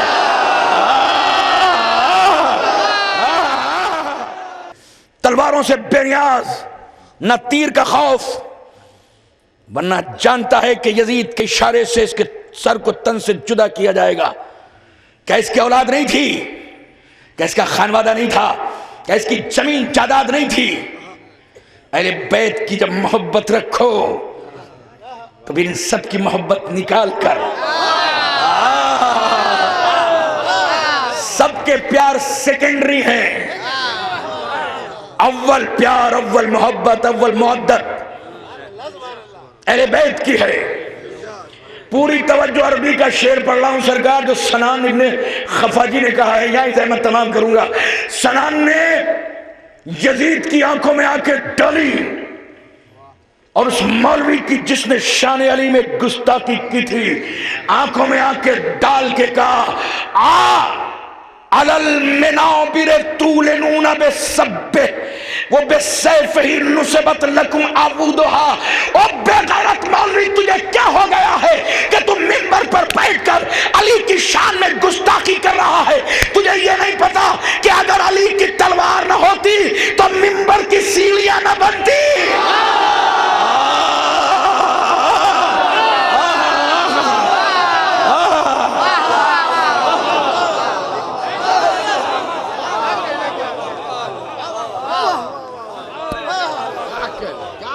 یہ حجت تھا، یہ حجت الہی کہ جو آدمی کے دربار میں چلتا ہے تو سلطنت کے پیر اکھڑ جاتے ہیں۔ آج وہی حجت حسین جس کا چہلم منانے کے لیے آپ آ جائے ہیں۔ میں نے دوپہر کی مجلس میں ایک جملہ کہا تھا کہ ہم حسب استطاعت اپنے عزیزوں کی مجلس سے جب برپا کرتے ہیں، خاص کر کے مجلس چہلم، تو حسین کا ذکر ہوتا ہے، پیاسوں کے مصائب پڑے جاتے ہیں، مگر عزاداروں ان کا 40واں منانے آئے ہیں جن کے چہلم پہ وقت پہ مجلس بھی نہ ہو سکی۔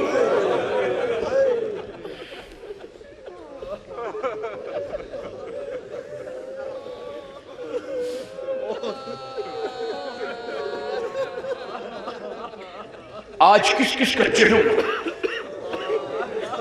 آج ایک شہید کا چہلم تھوڑی ہے، آج حسین کا چہلم، آج غازی عباس کا چہلم ہے، آج زینب کے مہپروں اور محمد کا چہلم ہے، آج 13 برس کے یتیم حسن کے لال قاسم کا چہلم ہے۔ عزاداروں، ہم غریب کچھ بھی تو نہیں چاہتے، نہ کسی کو ستانا چاہتے ہیں، نہ کسی کو رلانا چاہتے ہیں، ہم تو صرف اس کو رونا چاہتے ہیں جسے رونے نہیں دیا گیا۔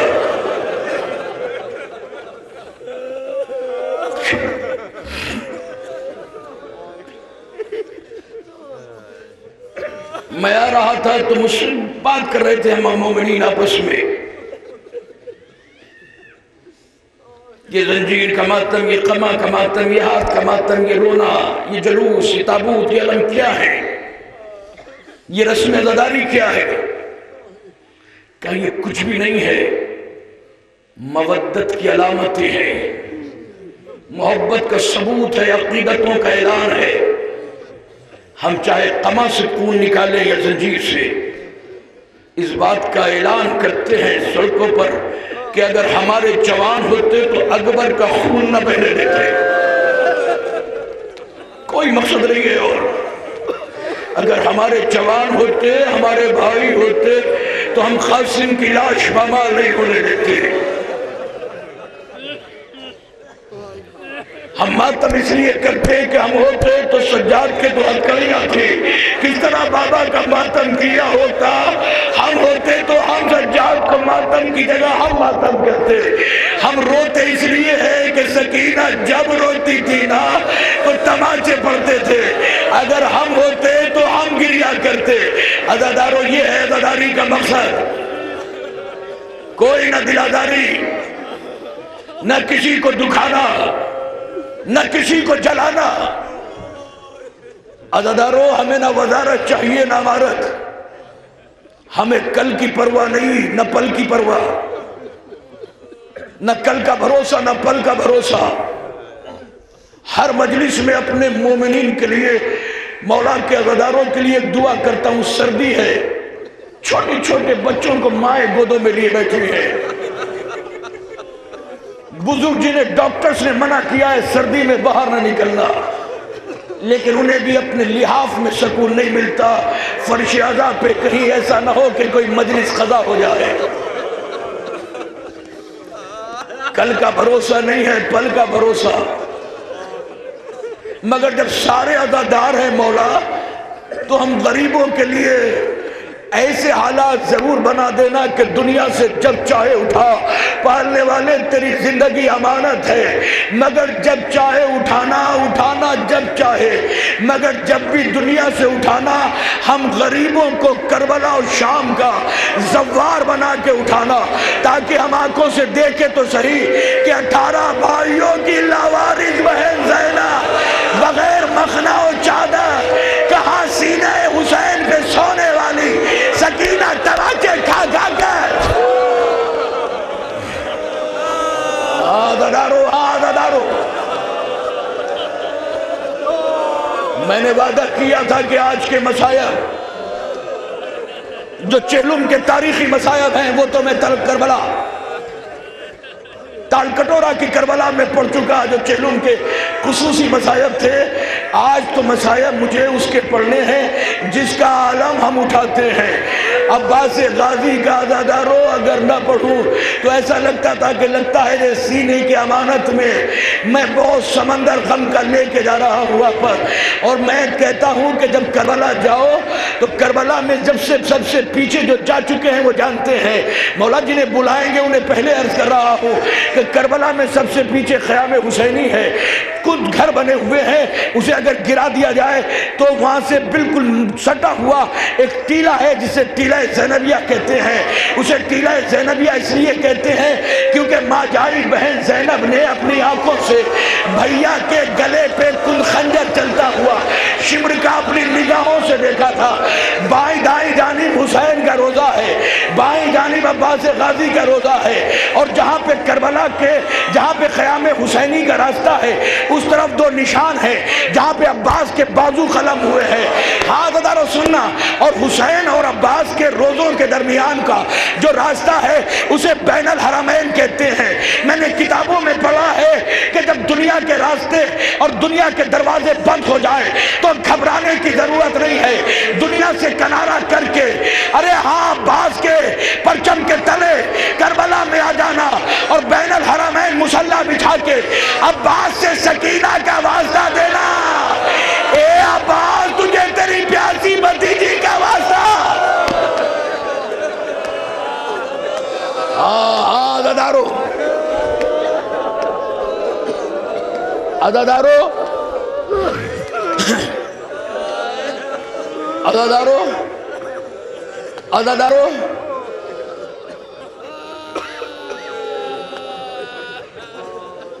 جب کربلا میں ایک گٹھڑی میں ام فروا کے لال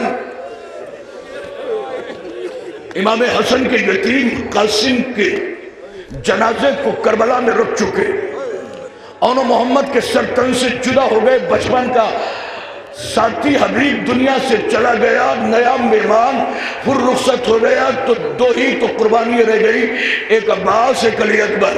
عباس آگے بڑھتے ہیں تو علی اکبر پیچھے ہٹ جاتے ہیں، علی اکبر آگے بڑھتے ہیں تو عباس پیچھے ہٹ جاتے ہیں۔ عزادارو اتنے میں 63 چھوٹے چھوٹے بچوں کے ساتھ جناب سکینہ اللہ تش کہتی ہوئی آئی، کیا میں نے تو مصائب پڑھ دیے؟ اے لکھنؤ والوں کیا سن لیا؟ کتنے بچے تھے کربلا میں؟ 63 بچے۔ اب مت پوچھنا ہم کس لیے روتے ہیں، جو سوال کرے اس کے سر پہ قرآن رکھ کے پوچھنا۔ جو کربلا میں عباس سے پانی مانگنے کے لیے سکینہ کے ساتھ 63 بچے گئے تھے، بتاؤ جب شام کے دربار میں پہنچے تو صرف 2 بچے باقی رہ گئے تھے، یہ 61 بچے کہاں گئے؟ ارے ظالم اتنی تیز اونٹوں کو دوڑاتے تھے کہ بچہ زمین پہ گر جاتا تھا، رسن بستا۔ سیدانیوں کو یہ اجازت نہیں تھی کہ اپنے بچوں کو زمین سے اٹھا لے۔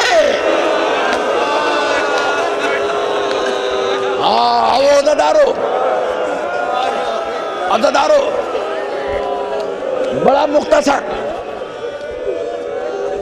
بڑے اطمینان کے ساتھ 2 جملے، جب دل سے رویا کرو تو مانگ لیا کرو۔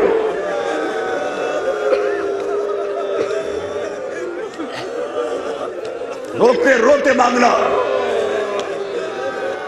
بڑا مقدر والا ہوگا جو اگلے برس پھر چیلم کی مجلس سنے گا۔ اللہ جانے جو پچھلے سال مجلسوں میں بیٹھے ہوئے تھے کتنے لوگ کم ہو گئے، کتنے لوگ کم ہوں گے۔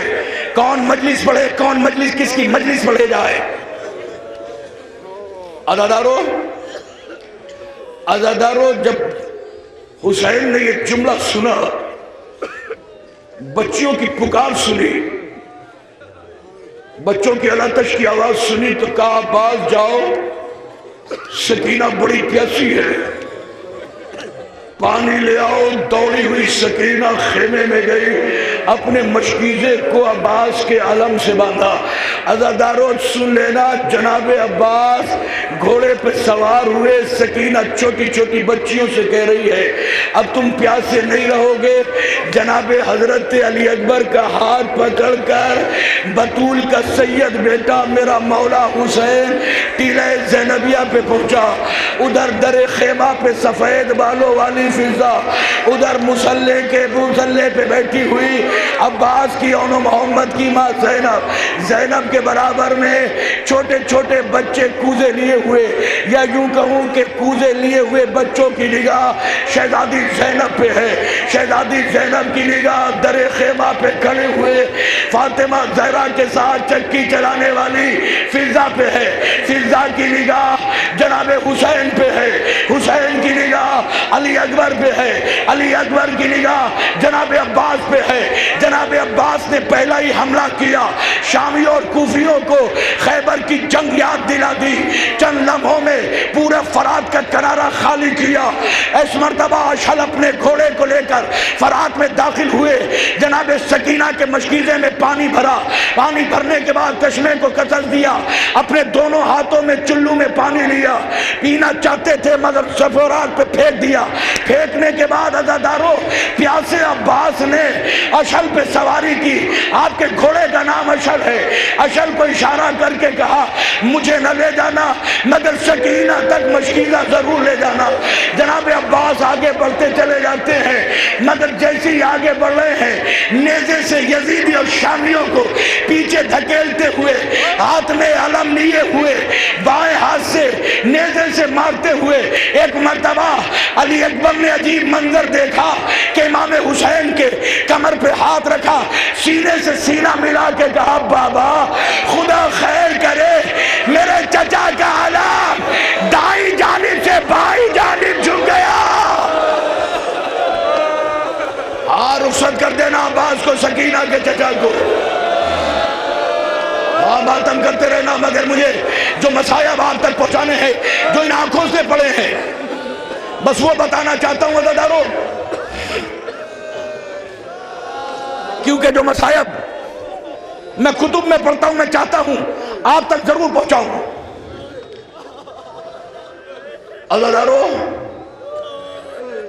عزادارو آگے بڑھے. بڑھنے کے بعد جناب علی اکبر کہہ رہے میرا چچا بائیں ہاتھ سے علم لیے ہوئے آگے بڑھ رہا ہے. کام کیا نظر آ رہا ہے؟ عزادارو میں نے عرض کیا تھا کہ جہاں روزہ جناب عباس ہے فرات اس طرف ہے، روزہ یہاں ہے، عباس کے ہاتھوں کے نشان یہاں ہے، خیمہ وہاں ہے. یعنی جہاں پہ عباس کا روزہ ہے فرات کی طرف ہاتھ کے نشان نہیں ہے بلکہ خیمے کی طرف ہاتھ کے نشان ہے. جو زیارتیں کر چکے ہیں ان کے ذہن میں تصور ہوگا. عزادارو ایک بازو قلم ہوا وہاں پہ نشان ہے. بائیں ہاتھ سے آپ علم لیے ہوئے گھوڑے پر آگے بڑھ رہے ہیں. تاریخ بتاتی ہے کہ جناب علی اکبر دیکھ رہے ہیں. اتنے میں کسی ظالم نے عباس کے بائیں بازو پہ ایسا وار کیا کہ بازو کے ساتھ ساتھ غازی کا علم گرا.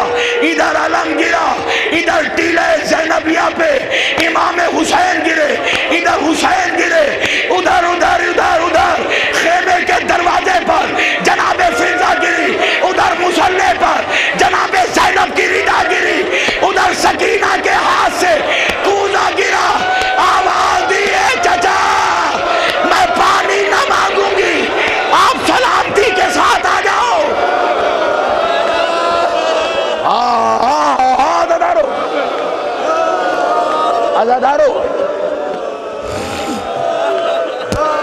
عزادارو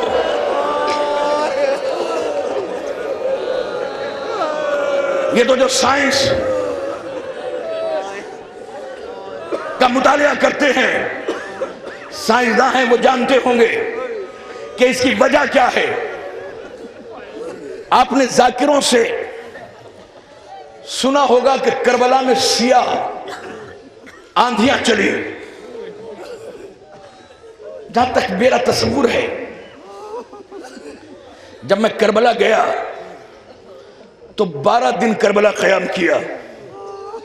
ہمارے یہاں بھی آندھیاں چلتی ہیں لیکن تھوڑی دیر دھول کے ذرات ہوا میں اڑتے ہیں پھر زمین پہ بیٹھ جاتے ہیں. لیکن پتہ نہیں کیا وجہ ہے کہ کربلا میں جب آندھی اڑتی ہے تو دھول کے ذرات کئی دن تک فضا میں معلق ہوتے ہیں. اس لیے وہاں فیس ماسک اور سانس لینے کے لیے ماسک اور آنکھوں پہ چشمے، کیونکہ وہاں پہ نہ دیکھا جاتا ہے اور نہ سانس لی جاتی ہے. کربلا میں بھی اسی طرح کی آندھی تھی جسے تاریخ میں سیاہ آندھیاں لکھا ہے. میں نے اپنی نگاہوں سے دیکھا جب عباس جنگ کر رہے تھے دونوں بازو قلم ہو گئے. عباس نے اشل کو اشارہ کیا، اشل تیری وفاداری کا تقاضا یہ ہے کہ تیر سے مشکیزے کا پانی بھی بہ گیا، مجھے خیمے تک نہ لے جانا، مجھے پھر فرات کی طرف لے چل. ایک مرتبہ گھوڑا جو اشل تھا اس نے اپنا رخ آہستہ آہستہ موڑا اور فرات کی طرف رخ کر دیا. فوج یزیدی جس کے پاس جو تھا نا وہ لے کے چلا. ہائے میرے غازی پہ کوئی تیر مار رہا تھا، کوئی بھالے پھینک رہا تھا، کوئی پتھر پھینک رہا تھا.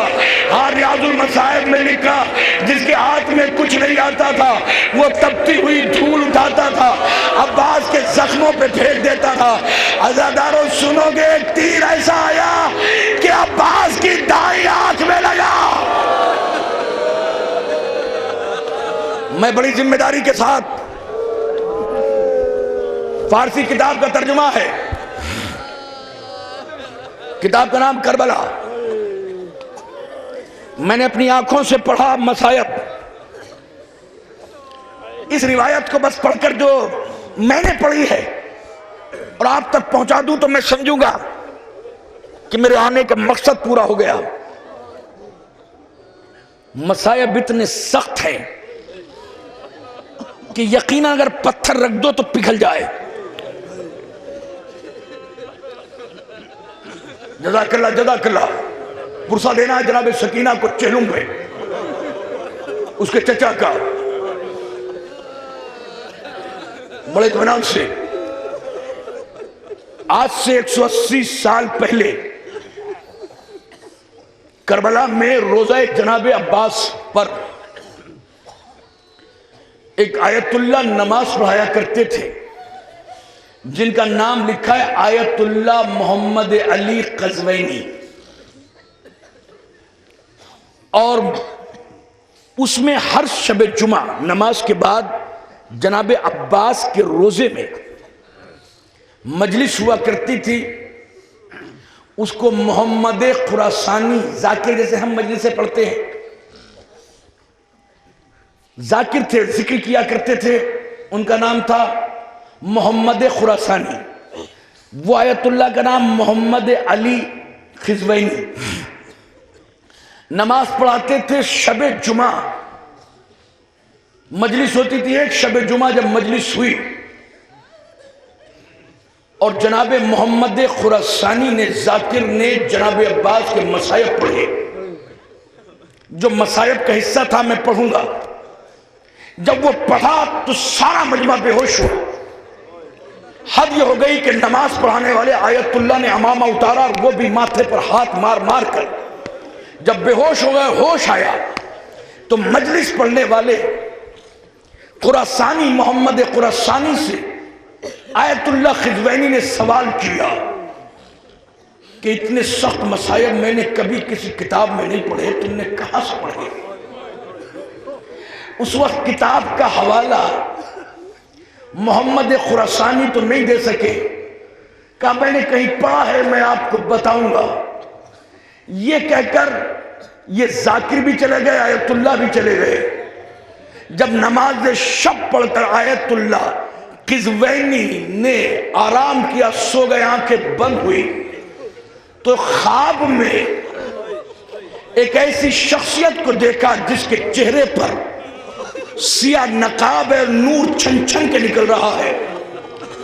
اس نے جب آنے والے کو غور سے دیکھا تو اس کے جسم پہ بازو نہیں ہے، لگتا ہے کہ اپنے ہاتھوں سے کسی تپتی ہوئی ریت پر وفا کی داستان لکھنے والا خواب میں آیا ہے۔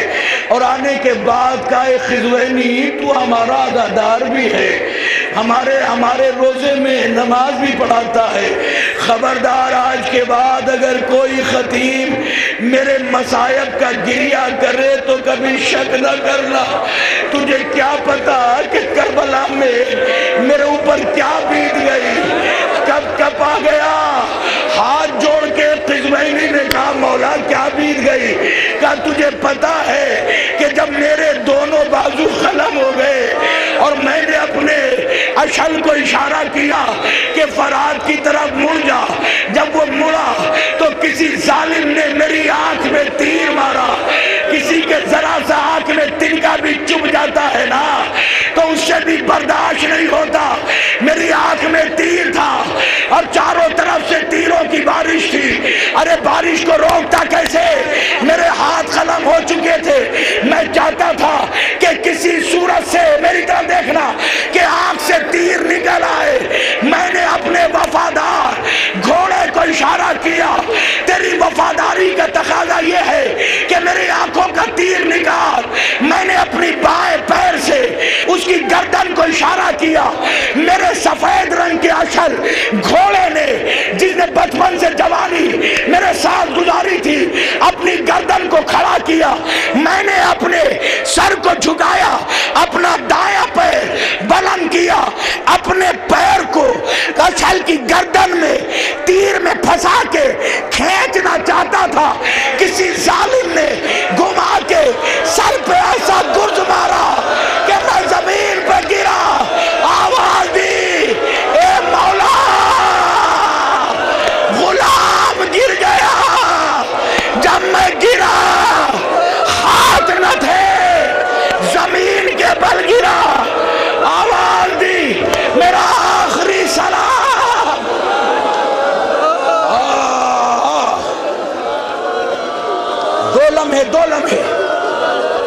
دو لمحے مصائب ختم کر دیتا۔ اگرچہ روم کی رات نہ ہوتی، مصائب ختم کر دیتا۔ اگر الوداعی مجلس نہ ہوتی، بس 2 لمحے مجھے اجازت دے دو۔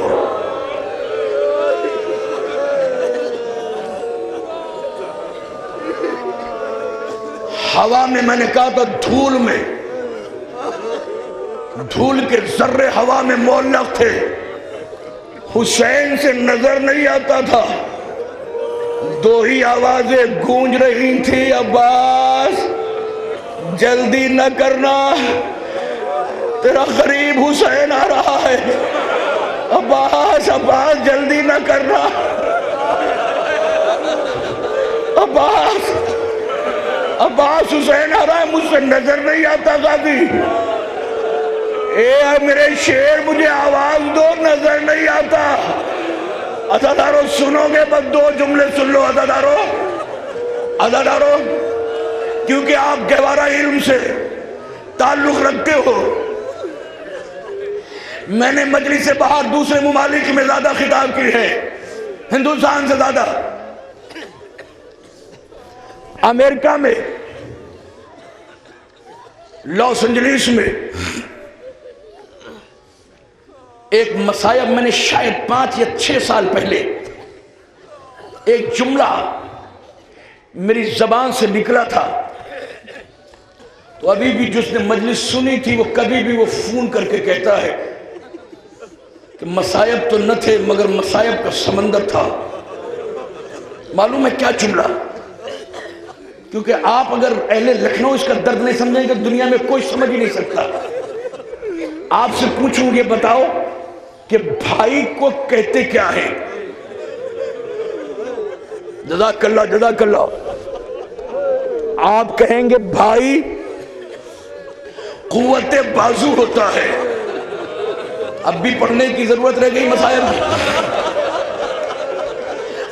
آخری جہاں کھڑے ہیں جہاں مائیں بہنیں میرے لیے بھی دعا کرنا، میں بھی بھکاری بن کر دعا کے طلبگار ہوں اپنی بہنوں سے۔ بھائی بھائی قوت بازو ہوتا ہے، اور وہ بھی عباس جیسا بھائی چند لمحوں میں سہارا دے کر اکبر وہاں لے گئے جہاں خدا کسی بھائی کو نہ لے جائے۔ اور ایک مرتبہ اپنے یہ تھا جملہ دارو، اپنے قوت بازو کو حسین نے بغیر بازوؤں کے دیکھا۔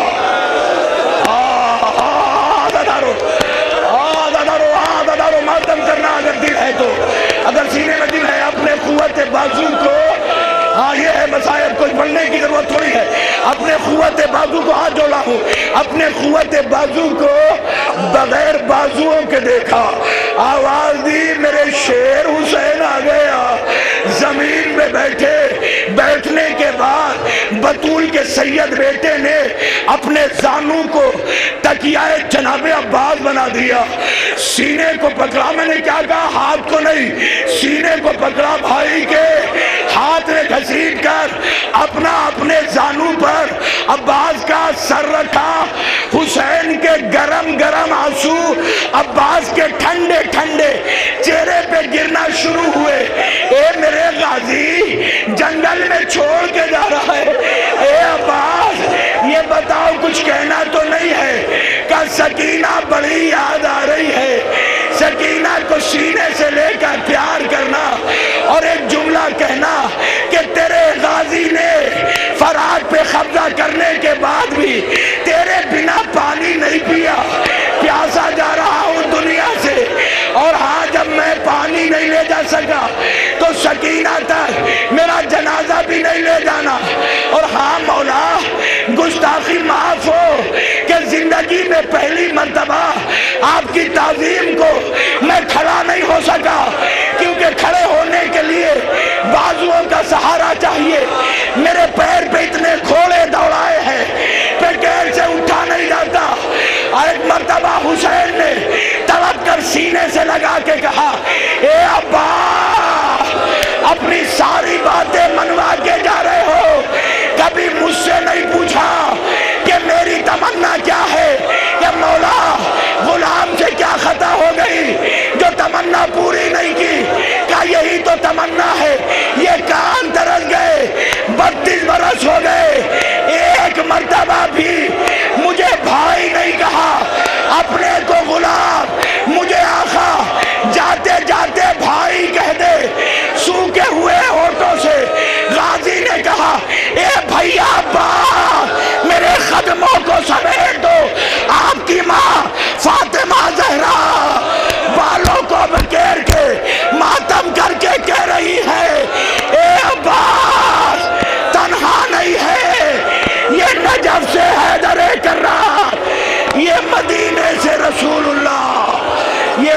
جنت البقیع سے حسن.